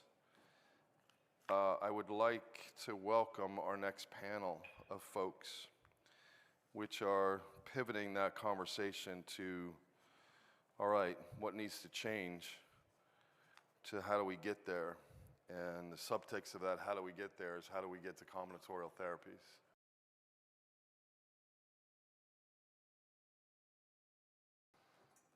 Please welcome Andrew Park, Dr. Andrew Park from Craig in Colorado. All right.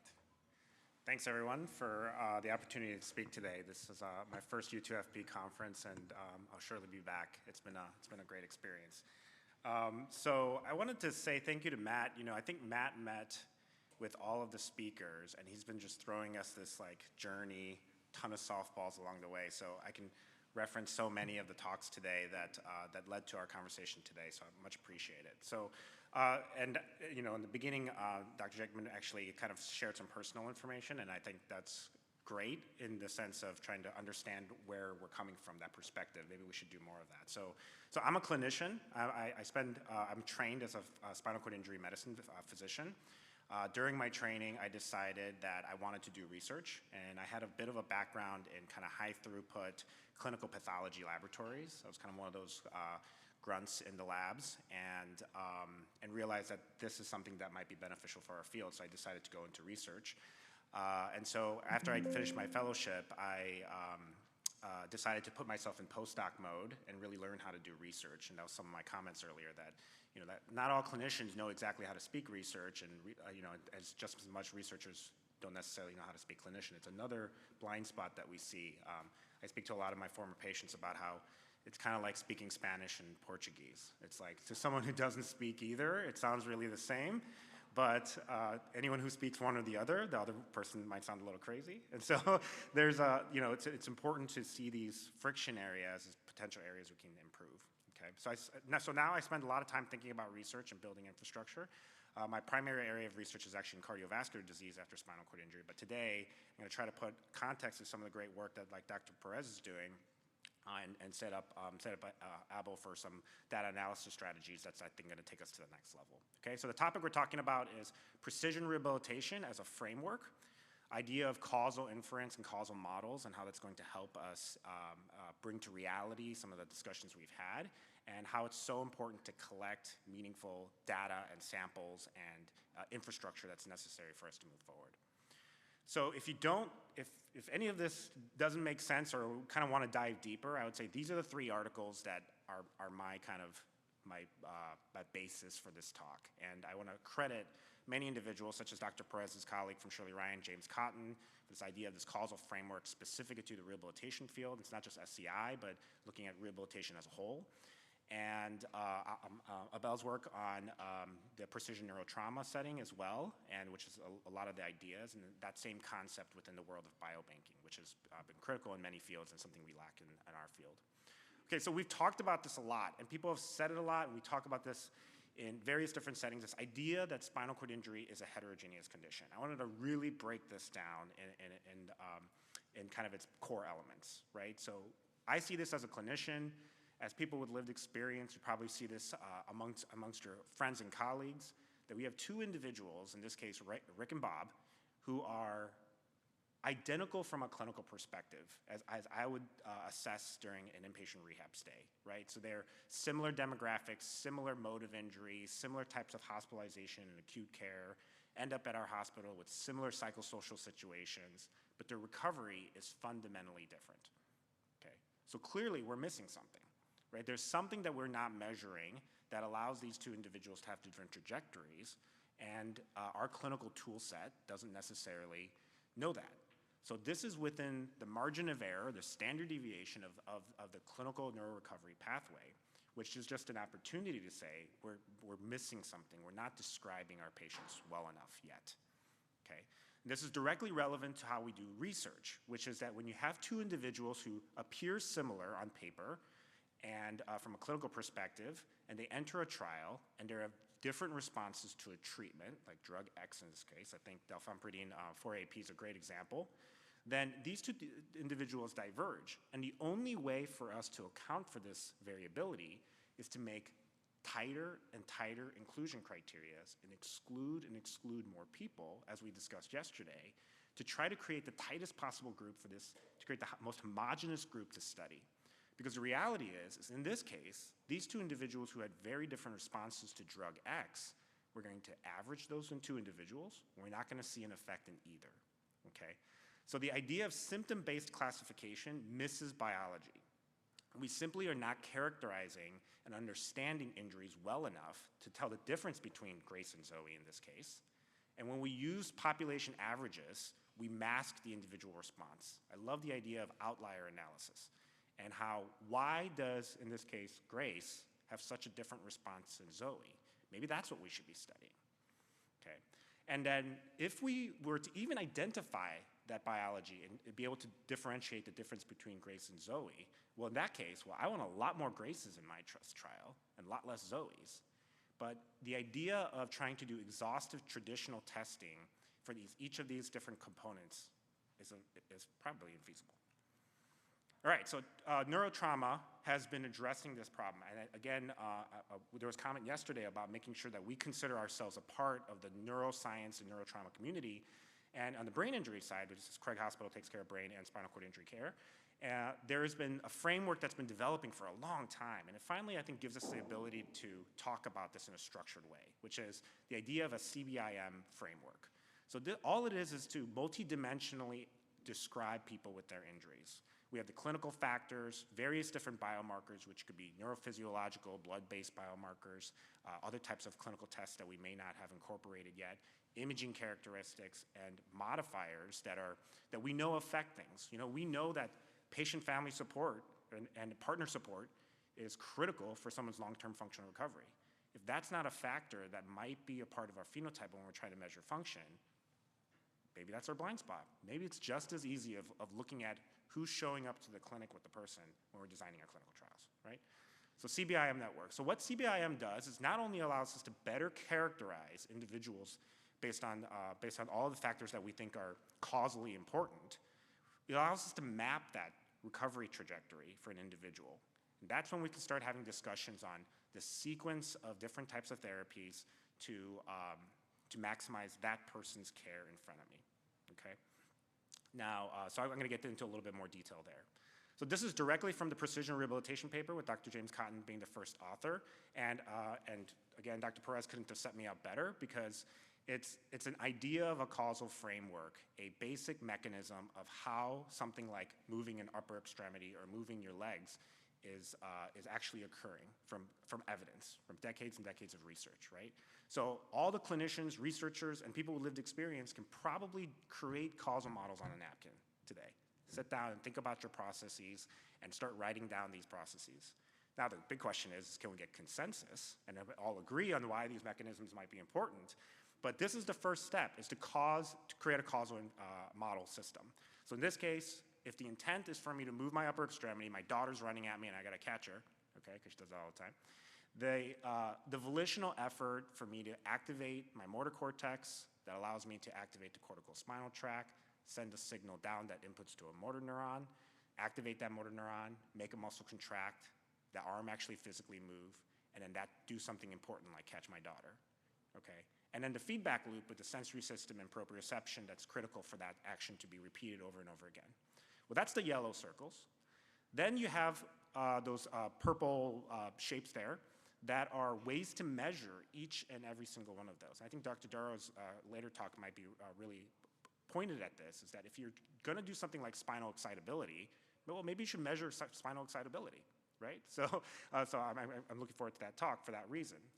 But you can even see, even in this model, our current standard of care is effectively maybe one or two of those that we already know is effective in measuring these various different components.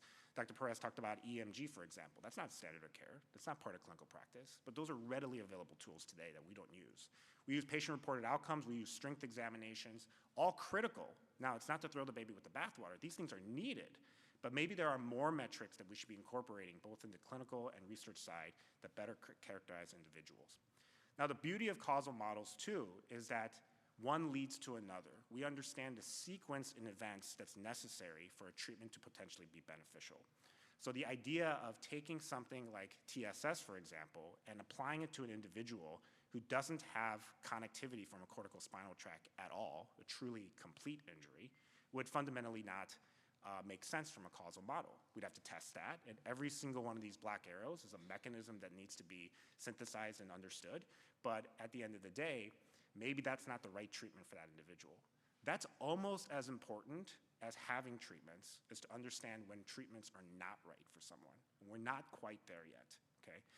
And I think that's gonna be really important when we start talking about policy and funders and these kind of things. That's another talk. That's probably at the bar. But so these causal frameworks are very important for that structure. Okay, so how do we actually generate the mechanisms? How do we study and start agreeing upon what those black arrows are, what dots that needs to be a part of it, and how do we integrate that process? Thank you. And I would argue that we have a lot to learn from the cancer world, and so I'm glad there's a cancer researcher in the room. Again, perfect softball, thank you. But one of my medical school mentors was a pediatric oncologist, and he used to share these stories that said, the issue of kids dying from cancer was big enough that a bunch of pediatric oncologists decided that they needed to work together and all agree upon the same protocol for a patient with some type of cancer treatment, and decide to all agree to measure the same thing long enough to start getting real answers. Okay, so sometimes we call these things like platform trials. And the key piece there is that when a kiddo with acute leukemia comes into the clinic, and we're using the same exact chemotherapy regimen, and we do it for long enough, we actually learn some important things, like maybe a Zoe and a Grace, and that's one kiddo had a significant improvement, and while the other one didn't. Well, what's the difference between those two? Well, we characterized and understand the disease better, and because we collected and analyzed samples, we were able to say things like, well, these are not the same cancer. It's not just acute leukemia. Here's a genetic variant that's important. Well, that's a drug target, and now that's a new trial. And they were able to iteratively do that over time, and that cancer networks is the exact process that led to cancer mortality rates for pediatrics significantly reducing over a relatively short time, over one lifetime, really. So biobanks is the thing I do, and so I'm going to talk really quickly about that, which is that what biorepositories let you do is systematically collect samples over time before you have the hypothesis. Because when you have the hypothesis, you want to be able to go back and rapidly test that and see if there's signal. Because we want to put all our efforts into the most viable options. Okay, so this can be applied for preclinical research, trying to make it over to humans. It could be biomarker validation, that's going to be a diagnostic or a prognostic test. It could be industry, trying to understand the landscape and the bumpers of how a biomarker changes over time in an individual. This type of longitudinal work is what led to things like statin medications that prevent heart attacks. That's the Framingham trials and many trials like that. And this structure is something that we've been missing as a field. Now, it's a hard thing, and a lot of people think it's really expensive. It's not expensive, but it's also more doable than people think. So how do we create the ability to have biobanking as a mechanism and a precision engine as part of this CBI system and causal frameworks? Well, I think there was actually a lot of comment about kind of saying that maybe rehabilitation centers are these black boxes. And I would argue that they're really research machines. But every center is different. And how and when people get care and where people get care is very disparate in our field, which is very different from cancer centers. So I sometimes get a little flack for comparing it to cancer, because cancer is very different than rehab, and I appreciate that with spinal cord injury. But we need to integrate decentralized biorepositories, in my opinion, where people get care. That's the take-home message. So as a case study at Craig Hospital, 2.5 years ago, this was just literally me going around consenting individuals, collecting blood samples, and doing this work. And we actually received philanthropic donation to allow me to grow this into what it is today. And there's a lot of standardized important things. So we integrated the consent and autonomy piece that's important for biobanking into the clinical practice and started building the data infrastructure so that we know where samples are, how to characterize them, how to find them, and then most importantly, how to share them. I always say biobanking is the process of collecting. Being a biobank is actually being able to share those samples, okay? So this is our process, okay? There's limitations with every center, and I know Craig Hospital sometimes gets put in this ivory tower category, but there's a lot of limitations that is Craig Hospital. So we're not directly affiliated with the trauma center, so we're gonna be a terrible place for you to get samples early on after your injury. But when people come to the rehabilitation center, we prospectively collect samples throughout their inpatient rehab stay, transition into the subacute stage, and then into the chronic stage as well, and for lifelong. And so we've been in action for about 2.5 years, and we have about 600 individuals that have been at least one blood sample that's been characterized, and we're continuing to grow. And by just leveraging what we do, which is clinical care, I think there's many, many, many centers that could be contributing to this work. Okay, so these are our current collaborators. We've given away a lot of samples. I call this my legacy project because these things don't necessarily lead to grants and things like that, but it's very important. And this work leads to biomarker validation, preclinical to clinical models, working with diagnostic centers like Quest that we're trying to create new biomarkers that might be interesting for spinal cord injury. I'd like to highlight one specific collaboration that I'm the most proud of. Is actually John Gensel in the room, so a big part of U2FP, but he was one of our first individuals that we collaborated and sent samples for, and it's been a part of Lynette Ritchie's dissertation work. So that collaboration has led to what I think are really cool mechanisms of atherosclerotic disease after spinal cord injury, so we're excited to continue to advance that. Lastly, we need to scale. Decentralized biobanks are great, but these are naturally silos. So I'm going to steal Abel's comments from me yesterday, but this is a federated model of biobanks, meaning that if decentralized biobanks exist, researchers need to be able to find these samples in a collaborative way. I'm happy to report that Wings for Life is going to support an international registry, and these are some of the biobanks we're working on for our own country, with the goal of that any scientist out there who's interested in biosamples can go on here and search for samples. Say if I need 60 individuals with tetraplegic motor complete injury, well, you can go on this website and find out that Craig Hospital has 20, and the Swiss Paraplegia has another 30, and through that collaboration, might actually be able to do science that was never thought to be possible before without significant amount of investment. So we need to characterize patients with spinal cord injury better. That leads to causal frameworks that allows us to go to combinatorial therapies. And then that's when we're going to be able to do the right therapy, the right treatment at the right time for the right person. Thank you.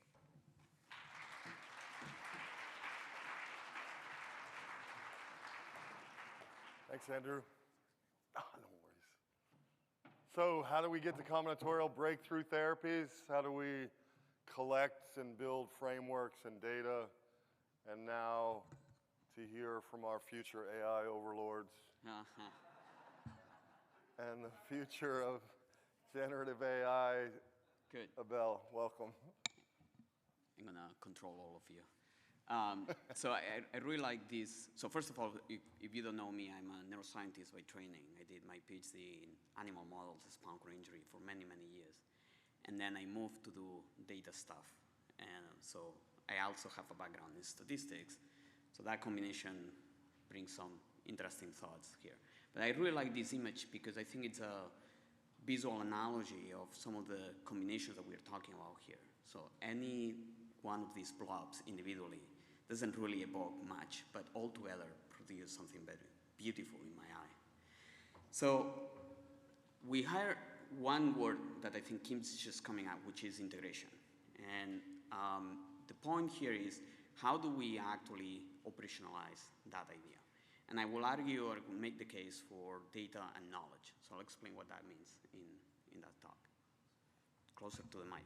I'm too small to be behind this thing. I can't even see the screen. Okay, so the thing here is that despite all the things that we've been talking about, all the progress that has been going, there's a lot of uncertainty about what will work for a single individual. And we heard all these reasons, but I'm going to try to summarize this very quickly. It's a very complex problem. It's a biological problem, it's a medical problem, it's a personal, it's a social problem. And that means that not two injuries are the same. Personal conditions change over time, and I think we need to recognize that any treatment is going to need to be dynamic in recognizing those changes that happen in someone's life. Difficulties in classifying, Andrew and Monica were talking about this as well.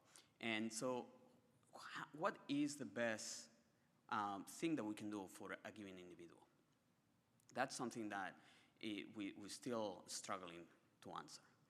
We talk about the problem of the care pathways being highly fragmented. It's not the same getting the treatment in one state than getting it in another. So why is that? And then we talk about the challenges of translation. And so promising therapies at the preclinical level don't necessarily reach the everyday life of people with spinal cord injury. So why is that? And there are many of those reasons that I outlined there, but one of the ones that I'm been working about, and if you heard me talking before, is about the idea that maybe the way that we do randomized clinical trials today for spinal cord injury might need to change. So how do we go about this?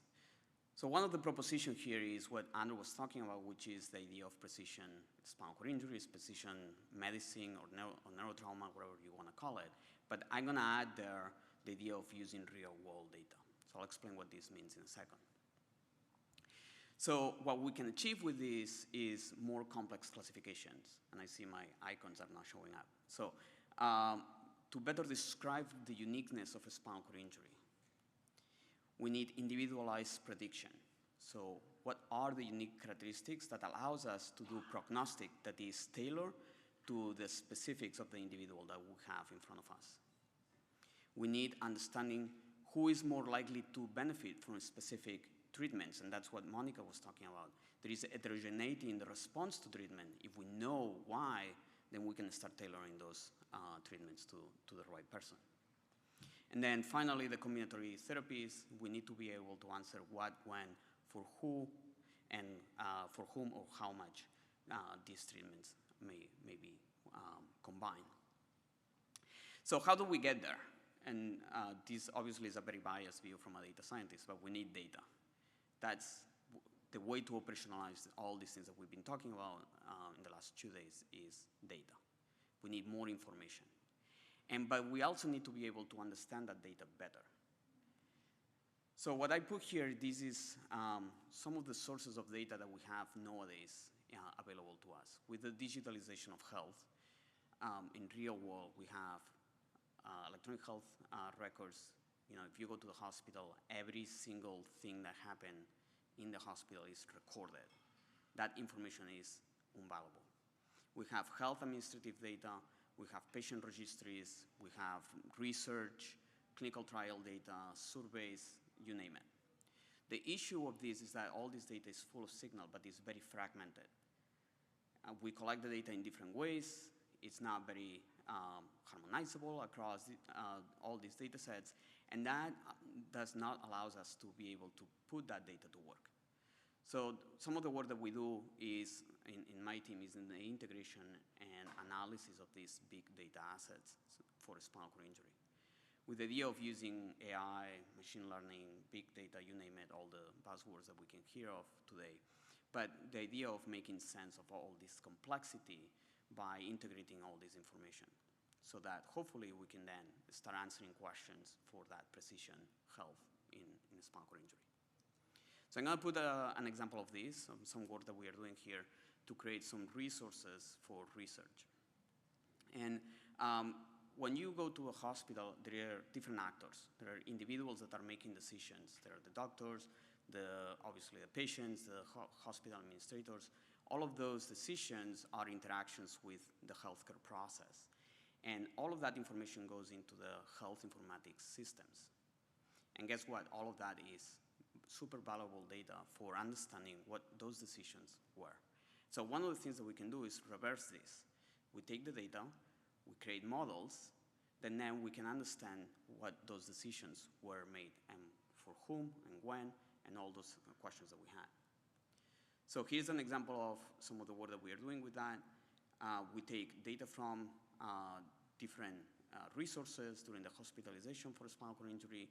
We put all of them together. You can think of vital signs, medications, all the data that goes to electronic health records. We harmonize them. We create digital resources for research for spinal cord injury. And then we do computational research. So basically trying to understand what are the things that work and don't work based on that data. So far, that's been moved, but so far we have identified 1,388 individuals with spinal cord injury, with traumatic spinal cord injury, and around 10,000 with non-traumatic spinal cord injury. And we're also working on identifying individuals that have trauma, spine trauma injuries, but they are not known injuries in the core, so that they can be used as comparative groups for any kind of effectiveness research. And there's a lot of data that goes into this. So you can, obviously, electronic health records is very rich. You can name all of these demographics, injury characteristics, medication, laboratory vitals, procedures, all of that data combined. So far we have around 1.14 million observations that we can put into work. And we are creating the computational pipelines to release this to the community so that everyone can start working and using these as resources for doing all this research. So this is an image of how this looks like. If you start looking at how all these things that happen in the data looks something like this. And maybe if you wink a little bit, you see something there. But it's very difficult to make sense of this data. And so here is where we are really leveraging AI tools, building our own AI tools for mainly two purposes. One is to improve prediction, to generate clinical decision tools that helps clinicians to make what will be the best next decision to optimize the potential of recovery. But then to ask causal questions, as Andrew was pointing out, like to understand what are the sequence of events that needs to happen in the treatment pathway for a given individual that makes them maximize that recovery for their specific characteristics. And this is very timely. I think it's very important. So FDA has been updating their recommendations for what we call real-world evidence. So how do we create evidence from real-world data for efficacy of new treatments? And this is coming. There is a lot of very good language about causal inference and using non-randomized data for regulatory approval. So I think it's very timely that we need to start thinking about how do we leverage all that information in spinal cord injury rather than going back and doing more randomized clinical trials that we know are very challenging. And so that's the data part, and there is the knowledge part, which is we've been accumulating a lot of knowledge, and we heard of this over and over again in the last 2 days. So how do we actually make sense of that information, all that history that we have creating in spinal cord injury? So we all need to consume knowledge. Clinicians may need to consume knowledge for getting data from a specific patient, the clinical guidelines, research, decision-making. Researchers need to consume what's been done before. People with lived experience may need knowledge to manage their health, to do self-advocacy, to understand the latest research, and other allies may need that information as well for many other types of activities. So how do we integrate that information? So let me put just an example of how much knowledge we may have right now in spinal cord injury. This is the number of papers that we can find about spinal cord injury in PubMed, 96,000. Good luck reading all of them and making sense of what's going on there. So one of the things that we are trying to do is to use language models. I probably don't need to explain what they are, but basically think about your ChatGPT to consume all that information, to put it together, and so that we can start doing things like question and answering, like a chatbot that is very aware of spinal cord injury, summarization, content generation, discovering new ideas, etc. Now, we're trying to answer this question: can language models actually answer questions about spinal cord injury? And this is an important question because we all are using AI and so on. But if you ask a question about spinal cord injury to an AI, is it going to get it right or not? And we're doing a couple of things here. We're reviewing the current evidence, and there is a paper that's going to come out next month, so you're going to have the results there. But we're also doing our own research. And I don't have time to get down into this, but I'm going to summarize this into yes and no. So they can answer questions about spinal cord injury, but they get it wrong in ways that is sometimes scary. So here's my summary. The quality of the answers that you're going to get from a language model is going to depend on the complexity of the question and the phenomenon that is implied in that question. Hallucination, which is this capacity of language models to lie in a way that seems true, but it's not, it's a very important issue in spinal cord injury. We realize that they hallucinate more often than with other topics. And then a good number of times, the language models actually provide recommendations that contradict clinical guidelines. And this is very important because it's when it's starting to get very scary. So one of the things that we are doing here is just developing AI tools that we call spinal cord injury aware AI. So tools that have better knowledge about what is to all that information that we have about spinal cord injury so that we can put them to work in all the downstream tasks that we're thinking about using AI tools for. And just to give you a sense of how scary this can be, this is an image generated by an AI, and that's the prompt, an anatomically correct textbook like spinal cord image. I don't know if you ever look at spinal cord image, but that doesn't look right to me at all. So this is scary, right? So if we are using language models and AI tools for, outsourcing our thinking and knowledge about spinal cord injury, we can end up in a very bad place. So I'm going to end with that, and that's just all the people I collaborate with that makes all our work possible. So thank you.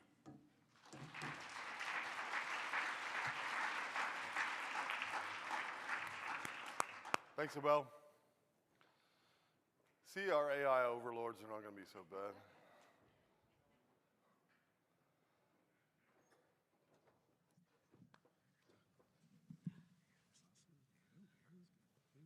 Oh, you?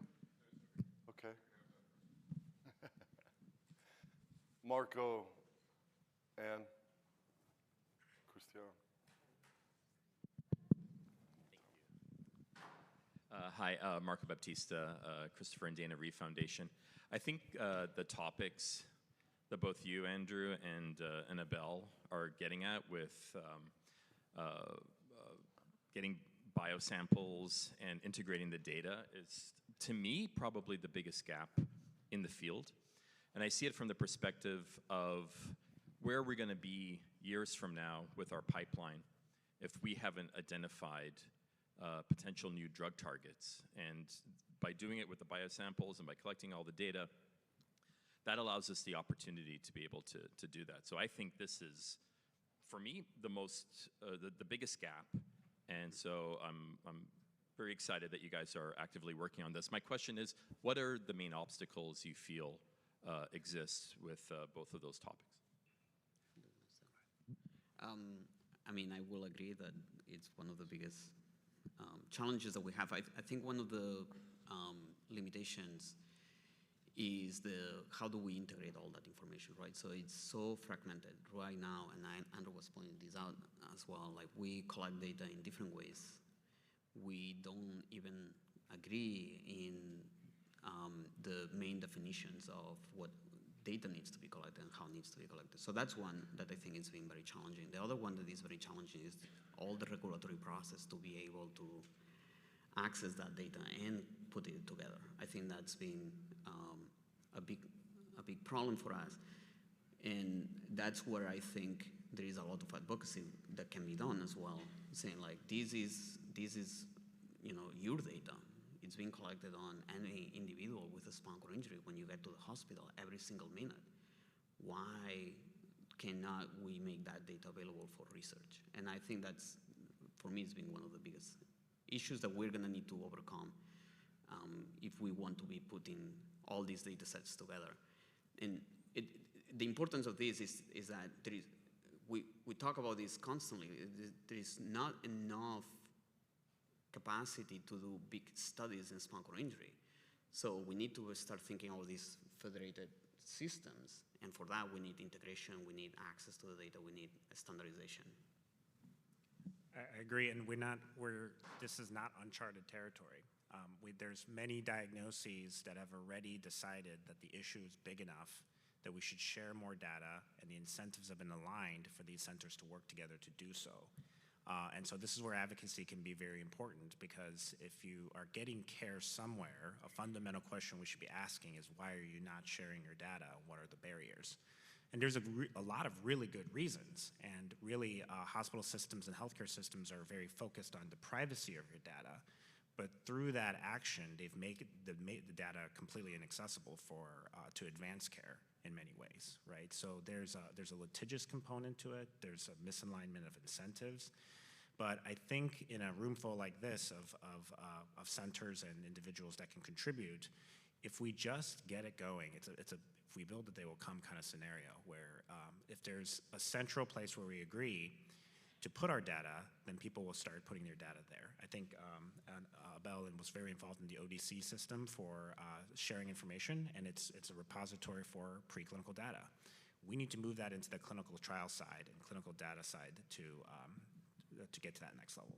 When it comes to biobanking, I think there's a lot of misconceptions about the cost of what it really takes to do this and integrate into clinical settings. If you really boil it down, I mean, granted, Craig Hospital is only drawing serum samples and fluid samples. They're the easiest to get. Okay, we deal with a lot of neurogenic bowel programs and urine samples and those kind of things. So those are readily available to us. It's convenient, it's available, and we're literally throwing it away. And we also draw blood all the time. We're running 1 million tests. So what does it really take to add on an additional step to collect an additional vial, process it, and store it? It's really pennies in the dollar when you consider the bigger system. Hang on 1 second. Hey, I just want to quick jump in. In our conversation on the call, you brought up a very important point that simplifies things. I am a PhD and I'm an MD. And the things I want as a PhD from my MD, I can't get. And the things I might want from my MD to my PhD, but particularly about you're not incentivized to get at more data in the clinical setting. Just briefly talk about that. Because I think it's important to illustrate the challenge. Yeah, I think, so to clarify, I'm not a PhD. Oh, sorry. That's okay. Sorry. That's all right. I just want to give. Abel as the PhD. Okay, that's great.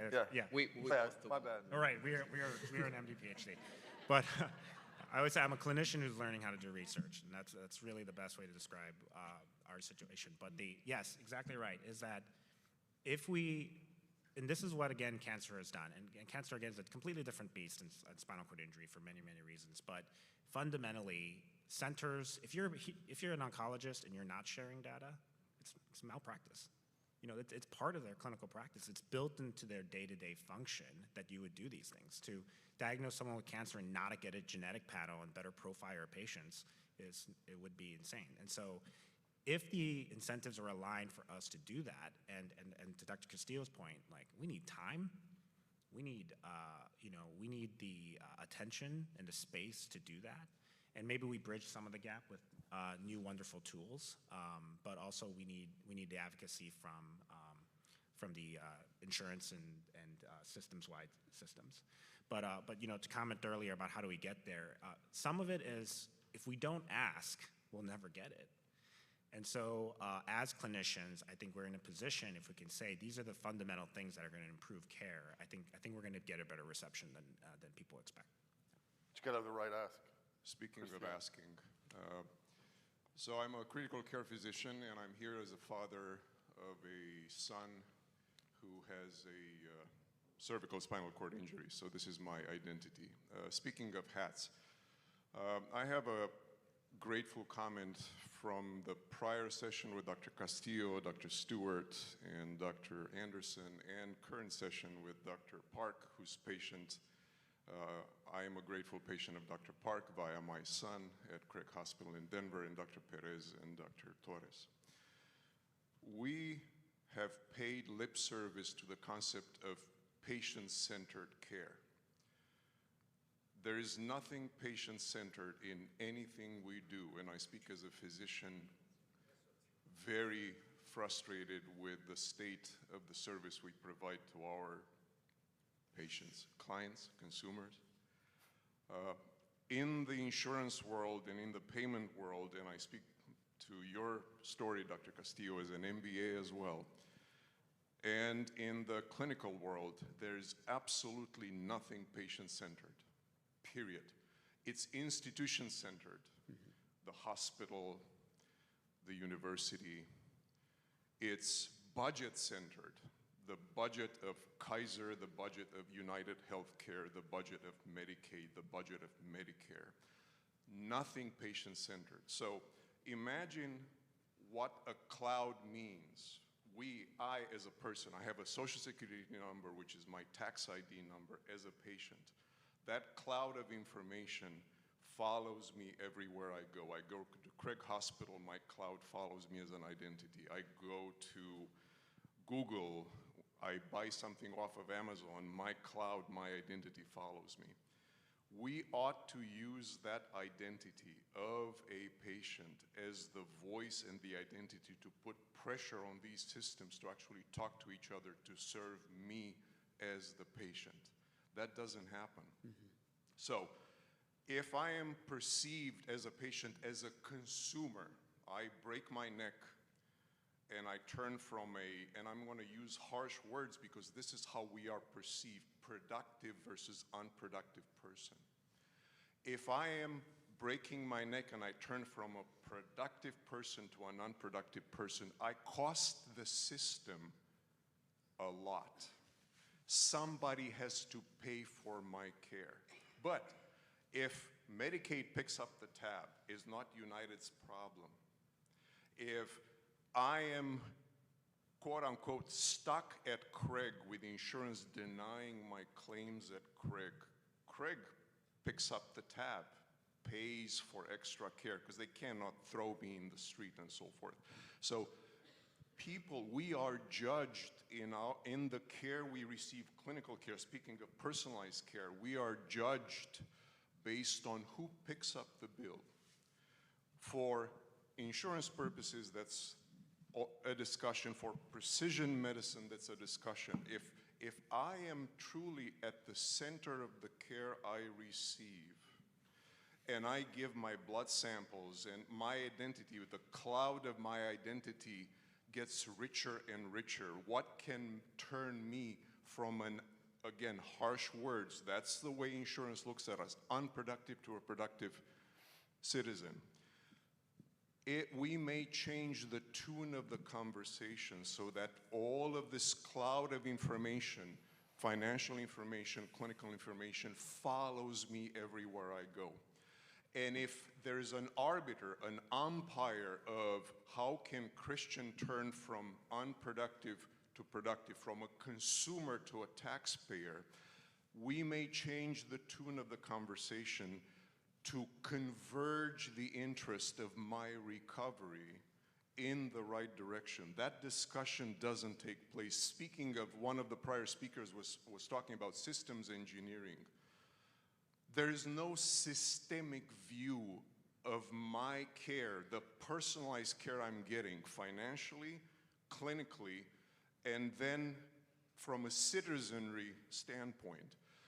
This is, I'm intuiting, this is the tune of the conversation that needs to change. If I take care of you, I want you to, instead of being in a hospital, $10,000 a day in my intensive care unit where I take care of patients, I want people to actually look at you as the purse holder of your cloud, your information, your financial potential. I want you spending dollars at Disney World. I don't want you consuming $10,000 in my ICU. None of this discussion is taking place. It's my budget, my quarter, my problem. And that actually has to do with this discussion as well, is I am giving blood, I am having the information, I'm having all of this that ought to be centered on me. This is the direction that I believe we need to take the discussion, and we as quote-unquote consumers need to put pressure on the system so that Craig Hospital, University of Colorado, National Institutes of Health, FDA, look at me and they look at each other and collaborate to turn me from being a wheelchair-wielding consumer into a productive spender in the society. That's all I had to say. Thank you. So, Dr. Arvente and I have had these long conversations in the past, so appreciate it, Christian. I think the most important part I just want to break down, so take them home points, is that it's a little outside the context here, but at the end of the day, we need to be sharing data, and the question is who owns that data? And fundamentally, this concept of, to get to the earlier point about finger pointing, is the person that we don't have represented in this room is the insurance carriers, and we can easily demonize insurance carriers. And believe me, I talk to a lot of medical directors, and I don't feel great after I do usually. But at the end of the day, it is about aligning incentives. And the current system does not allow us to think about the long-term health of people with spinal cord injury.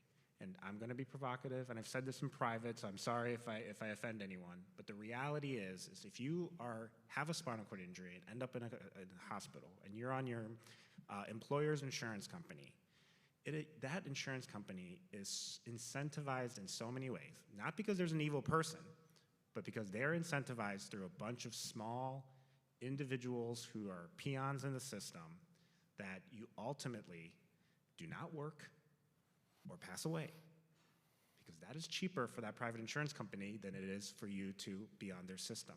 So for you to get on Medicaid or Medicare and or just not be on their insurance program, is all the incentives are aligned for that. And that's kind of some of Christian's comment, is that until we fix that fundamental problem, we can't rely on our healthcare system to say that they're going to make decisions like providing a standing frame, because we know there's benefit. That $10,000 will save you a $50,000 ICU stay. So we're way off topic, but we're preaching to the choir, I know. But these are the types of systems that we're talking about. In the frame of a phenotyping perspective, who owns the data, and how can we leverage that? Just to build on that a little bit, I think it's important. I mean, we're building on data, yes, but we have to have discussions about what type of data also.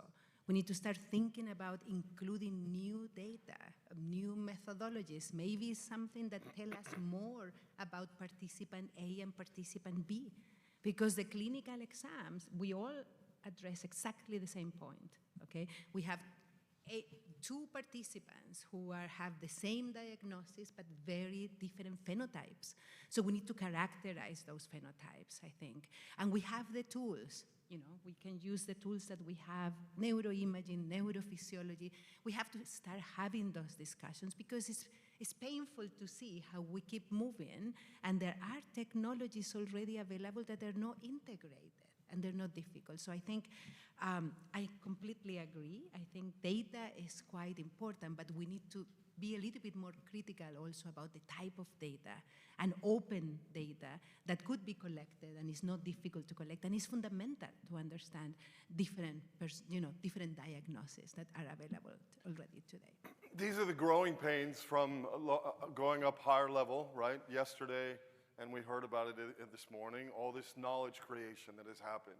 You know, Andrew talked about we've been really great over these last decades of creating all this knowledge.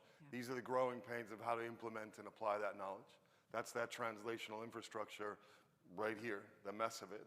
How do we do it? How do we create the data? How do we incentivize it? How do we change the tune, change the narrative? Tommy, hang on, get to it. My question's about data as well. So I have a question for the whole panel about the research designs that we use in spinal cord injury. We've heard a lot from all three of you and throughout the conference about, heterogeneity or variability in the population. No two people with SCI are the same. And I would add on top of that there's variability within one person.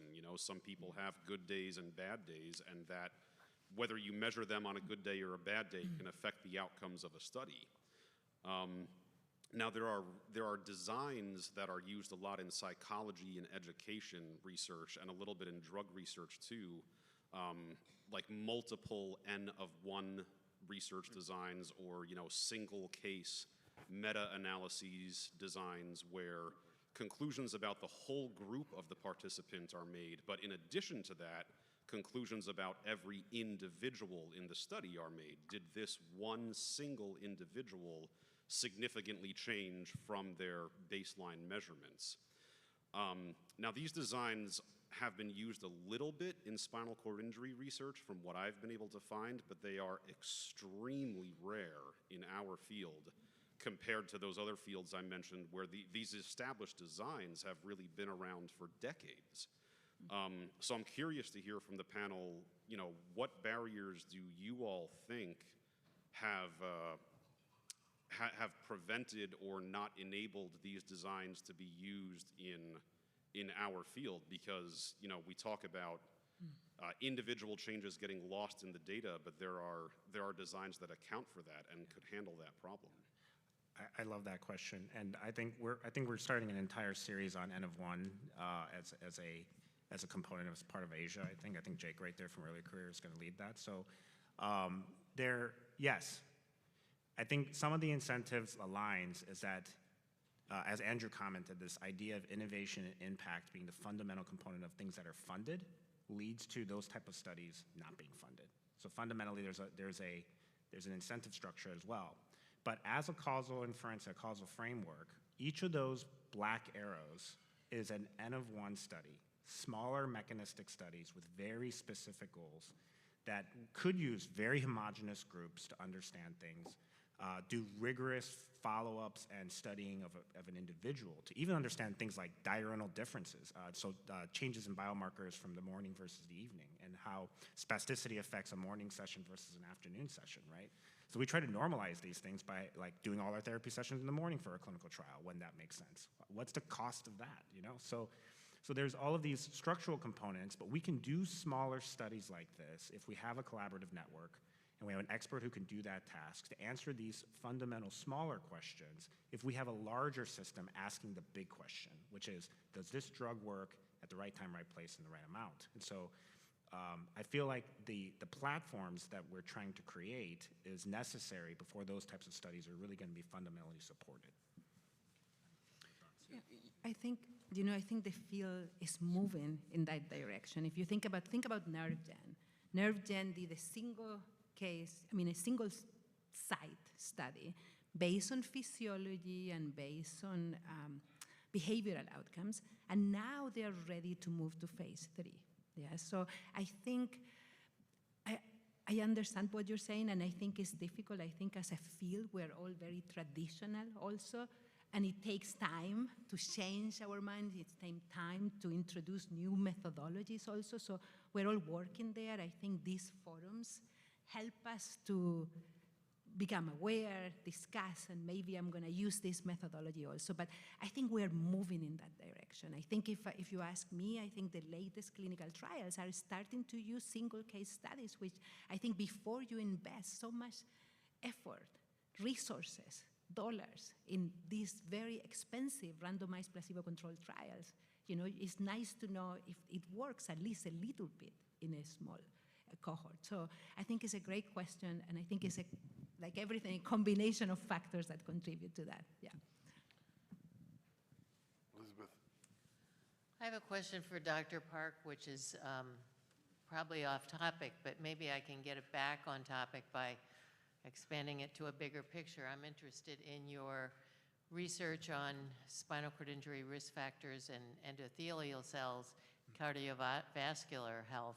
And my primary care physician, who does have a population of spinal cord injured people, did inform me just a few months ago, I want you to be on a low-grade statin, even though I have fabulous numbers, and cholesterol numbers. And I'd never heard that from anybody. I've been injured for 60, no one's ever mentioned anything about cardiovascular health. And so the larger question is, how do you get your research out to the everyday spinal cord injured person like me? And if it's not appropriate to talk about your research now, I want to talk to you afterwards. I will definitely follow you. So I do endothelial cell function studies. I literally have a trial going on right now for pleiotropic effects of statins. So I'd love to talk to you afterwards. Okay. Real quick, and I think we might be, well, we'll see. Who? Right there. No. Right behind. No. Sorry, Miranda. He was Sorry. He's been waiting a long time. Sorry about that. So my name is Thomas Pettit, and just so everybody knows the lens that I'm approaching this from, I have a background in cellular mechanobiology, and also now I currently work for LifeNet Health. And my question has to do with connecting the basic science to the clinical data. Right now, a lot of our basic science is founded in animal studies. How does that data connect with your current clinical data sets? And would leaning on things like the FDA Modernization Act, where we can lean more heavily on primary human cells and tissues, help ease that transition so that baton pass is a bit smoother? I guess I can take that. So there is a couple of things that we need to think and consider for being able to do that pass and point between the preclinical data and the clinical data. One is, are we measuring the same things? And that's not even an easy question to answer, because a lot of the work that we're doing, and I think that came up today, is that what we're doing in the clinical and the preclinical has perhaps nothing to do with how the clinical presentation is. And so that's the first problem. How do we make sure that when we say that recovery in an animal means the same thing in an individual? And so when we agree with that, which is not an easy task, then it becomes a bit easier to start integrating information across systems and then standardize how we're going to be collecting information and data on that. But I think the biggest challenge is like the semantics of what we mean by data in the animal and what we mean by data in the humans. A collaborator of mine said it's the Rosetta Stone of the animal data to the clinical data. And this is where the causal inference model is really important, is because if we fundamentally understand that something like the cortical spinal tract is important for the connectivity piece, and we can validate that in the animal model and in the human model, and have metrics that measure both. And then sometimes you're going to need some preclinical to human model experimentation, and that's where I think biobanks can be initially helpful. But then also these ideas of these organoid and humanized preclinical models as well. And so I think we didn't talk about yucatan pigs at all during this meeting, which is I think so it's important because these models are maybe a little more physiologically like humans from a spinal cord standpoint. So we need more of those bridging gaps, but to have those fundamental questions, we need to be able to create causal inference models that allow us to get those studies going. So just to address quickly your point, also there are groups now that are going from humans to animals. The traditional way is we test a question or a molecule or a protocol in animals, and then we move to humans. So there are initiatives, ongoing initiatives, to try to move something that has been working in humans. And we need to better understand that, and then you move it to an animal model to further optimize and understand the protocol. So I think that reverse translational approach is starting to happen, and is happening more. So I think that's another way also to understand and connect the basic science with clinicians, clinical work. Yeah. Thanks.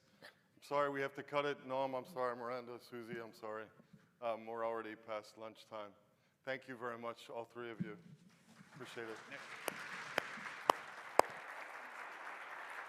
Rachel.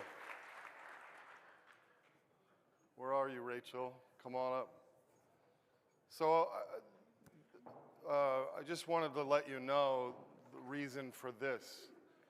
So we spent some time talking about this conversation that we want to have, and thought, you know, it might make sense to reach out to a different patient community and talk a little bit about the challenges and opportunities and successes that have been made addressing very similar issues. And so we asked Rachel to come from the Alzheimer's Association to talk about, for briefly, some of what they have done. And food will be coming out, kind of like we did yesterday, so don't feel worried. Rachel, come on up. Please welcome Rachel. It's Conant, yes?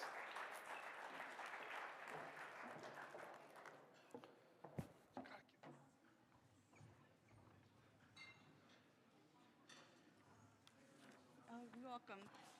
Well, it's great to be with all of you today. And usually when I start talking, I ask first, is anyone here from New Jersey? We have anyone here from New Jersey? All right, okay. So my heart is always in New Jersey. So that's where I grew up before I moved down here. So that kind of gets me settled to know that there's some folks from Jersey here in the room. So thank you again for the invitation to join you today. It really is an honor to be with all of you who are working to drive change. And I want to start by acknowledging the important work that each of you do and taking the time to come to Washington, D.C. to push your priorities and to share your stories. Now, before we get into policy or strategy, I want to tell you why the fight against Alzheimer's means so much to me. Because for me, it's never been just an issue. It's always had a face. So I started working at the Alzheimer's Association back in 2011, shortly after my grandfather passed away. He was a proud Hungarian from New Jersey. He played the violin. He cooked incredible Hungarian food, though I never quite found the courage to try pig's feet. And when my brother and I were growing up, he even learned to play Super Mario Brothers just to keep up with us. And for those of you who grew up in the 80s, you know how serious that competition was. He was vibrant, funny, and ours. And then everything changed.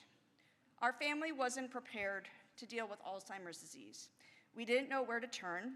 The healthcare system felt like a maze, a complete and utter maze. Doctors weren't always helpful or supportive. Every step felt confusing and isolating. The disease just didn't take away his memory, it took away his sense of clarity. It slowly changed the man that we knew, the grandfather who was working to fill the home with food and love, and who one day no longer recognized my mom and mistook me for his own daughter. That experience is why this fight is personal for me. I'm not just someone who works in policy, I'm an advocate, as is my family. And so one day, I want this disease to be conquered, completely cured, and living in the history books. But until that day, we fight with purpose and we fight with hope. And that journey from personal action to measurable impact is what I want to talk with all of you today. Now, progress in Alzheimer's policy didn't happen simply because the problem was large. It happened because advocates became unified and they learned how to take action and turn that into impact. There are more than 6 million Americans right now living with Alzheimer's or another dementia. Health and long-term care costs for people living with dementia were projected to reach over $380 billion in 2025, and it's expected to reach nearly $1 trillion in 2050. For too long, it was seen as a private family issue. Advocates unified changed that. Now, before we go to the Hill, we realized that our impact needed to have infrastructure. It requires a dedicated team here in Washington who wake up every day thinking about how to move an idea one step closer to becoming law. And it requires advocates across the country, families, caregivers, clinicians, researchers, who lend their voices, share their stories, and remind policymakers what's truly at stake. And you'll see some of our advocates before the Hill just last year. Real progress happens when strategy in DC and courage back home move together. Now, before major investment happened in research at the NIH and care support systems for our loved ones with the disease and their caregivers, we needed a framework, an anchor that created coordination and accountability. Until we had this framework, federal agencies weren't talking to one another. And at the state level, we had this similar problem. And so we saw different states coming up with different plans to address Alzheimer's disease. And so we decided we needed that here across the federal government. And so that foundation was the Bipartisan National Alzheimer's Project Act, or what we call NAPA. It aligned federal agencies. It encouraged collaboration and coordination, transparency, not just among federal agencies, but within Congress as well and to the general public. It established measurable goals. In fact, the first goal from the National Alzheimer's Plan was to effectively treat and prevent Alzheimer's disease by 2025. Now, while we haven't had a cure yet, there are now 2 treatments that, when used early in the disease, do attack the underlying biology of Alzheimer's disease. And we didn't have that 15 years ago. But that goal put a stake in the ground, and the federal government said, it's time for us to address this disease. First time ever. In addition to having measurable goals, it created a national plan. So every year there's a national Alzheimer's plan that comes out. It talks about what has been done the previous year across the federal agencies, and it sets action steps within those agencies on why we need to move forward in different areas, whether that's public health, research, care and support, long-term services and supports. It wasn't flashy. In fact, some people would say it's just a report, but it was structural. And our advocates took that to Capitol Hill, and we didn't want that to be just another report that sat on a desk, that sat in the halls of Congress. We made it come to life. And with that structure created leverage. In fact, we actually called the National Alzheimer's Plan and NAPA our springboard for action. And you'll see why. Since NAPA was enacted in 2011, 92% of the bills that we work to introduce have become law, either through standalone legislation or folded up within larger packages. One such piece of legislation is the Building Our Largest Dementia Infrastructure for Alzheimer's Act, or the BOLD Act. We love our acronyms in DC. So this bill really works to make sure that we're addressing Alzheimer's from a public health standpoint. When we get those effective treatments, when we get effective tools for diagnosis, we want to make sure that they're getting out into all communities at the local level, urban, rural, frontier, everywhere. And so setting up BOLD was critical to make that happen. We also worked to create a new care planning code. For those of you that like numbers, 99483. That's the first time that Medicare actually would provide reimbursement to clinicians to set a care planning code once someone was diagnosed with a form of dementia. That would get people on the right path with their families to move forward. I know it certainly would have helped my family on what to do. And then we've also worked to elevate preventing elder abuse, another bill. But as you can see, that didn't take just a year or two. It took multiple years, multiple advocates, thousands of advocates across the country, and unified strategy to have that progress across time. And these weren't just symbolic wins. They were measurable. And they happened because we built bipartisan coalitions in Congress. Alzheimer's affects every district, so we work with members on both sides of the aisle. We framed the issue around shared values, innovation, and support for families and communities. We ensured progress wasn't tied to one political moment. Bipartisan coalitions create durability, and durability creates impact.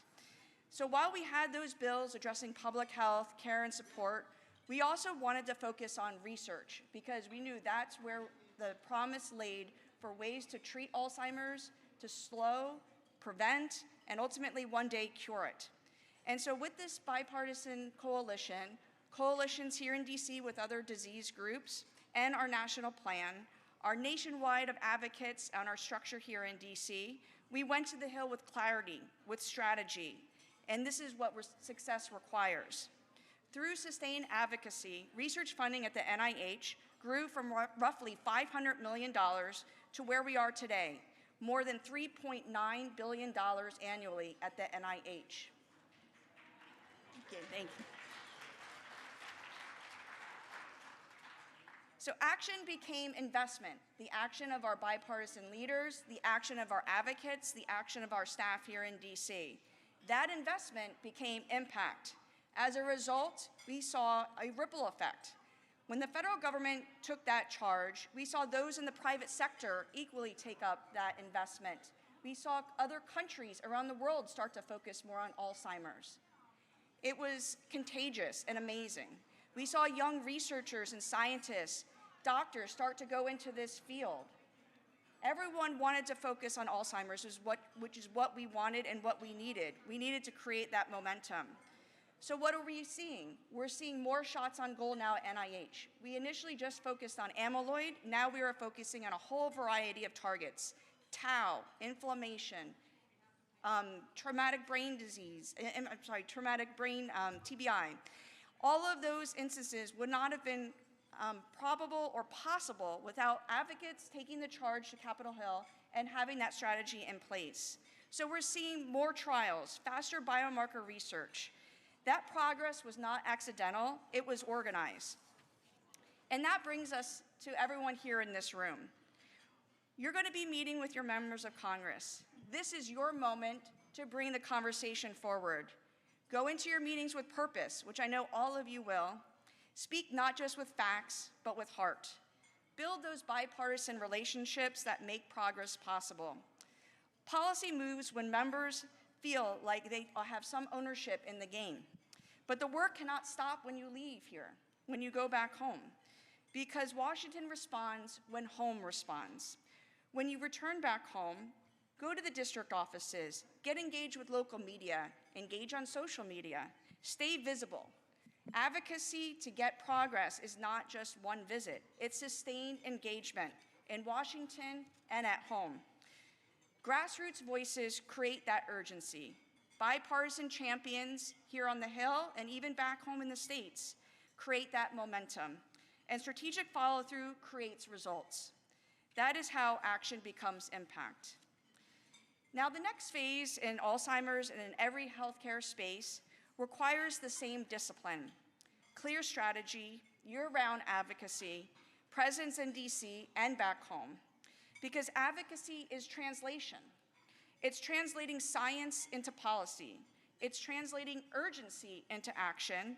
And behind every policy is a person and a family, a patient waiting for time, a family searching for answers, a caregiver caring more than anyone else sees. For me, that person will always be my grandfather, the violin player, the proud Hungarian from New Jersey who learned Super Mario to keep up with his grandkids. Alzheimer's changed his life. It changed our family. But it also made me an advocate. And every one of you has your own reason why you're here today and why you've come to DC. That's where movements begin. Personal stories become organized action. Organized action becomes bipartisan policies, and policy becomes measurable progress in your fight. Lives change, and that's how we move forward, from action to impact. And one day, because advocates showed up, built coalitions, and refused to accept the status quo, we'll look back at our fight today, and we'll see how far advocacy carried us. Until that day, take your stories to the Hill, take your momentum back home, build those bipartisan champions, and keep fighting for every life your policy touches, including your own, because that is how we move from action to impact. Thank you so much.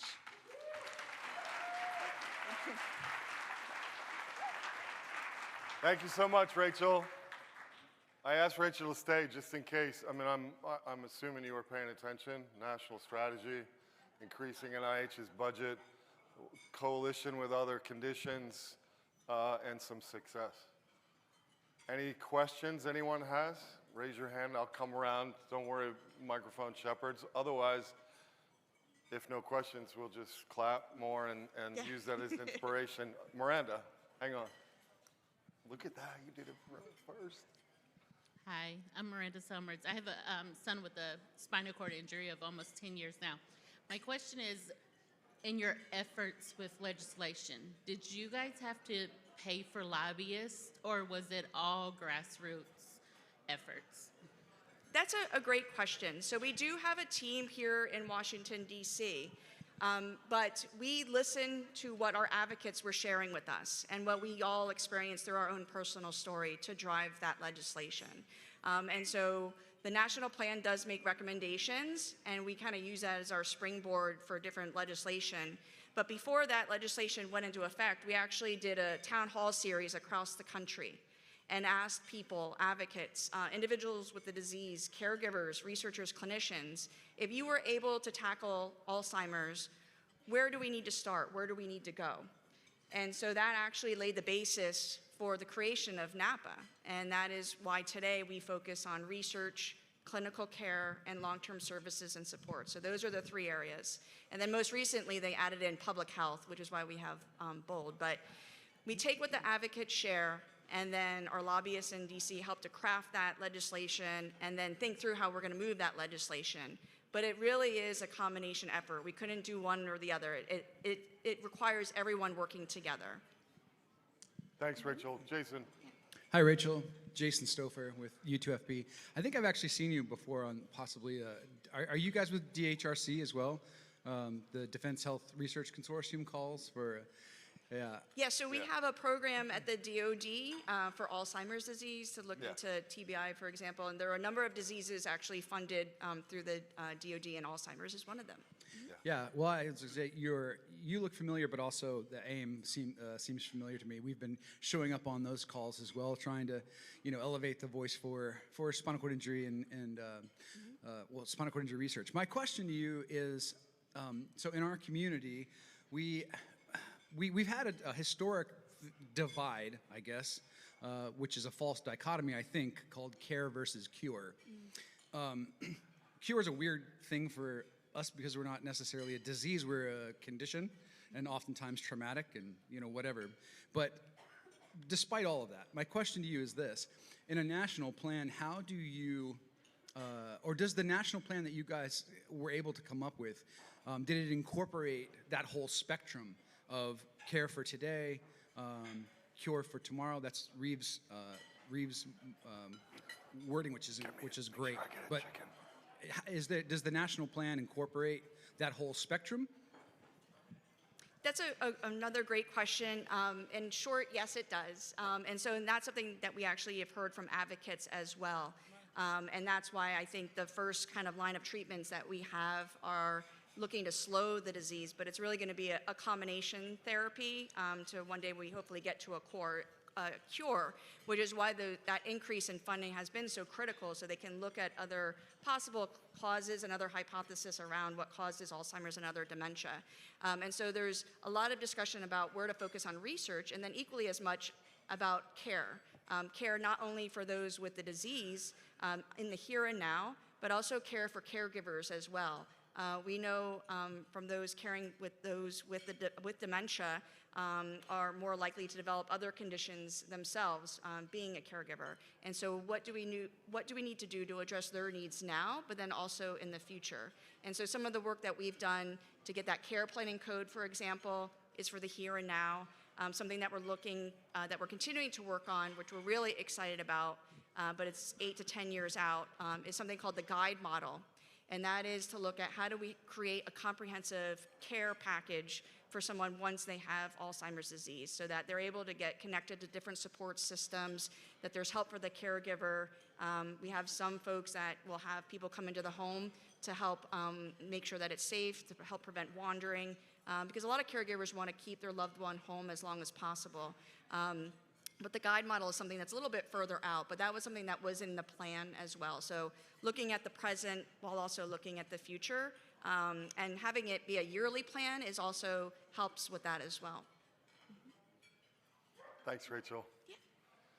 Please thank Rachel for joining us and opening up a different vista from another side. Appreciate it.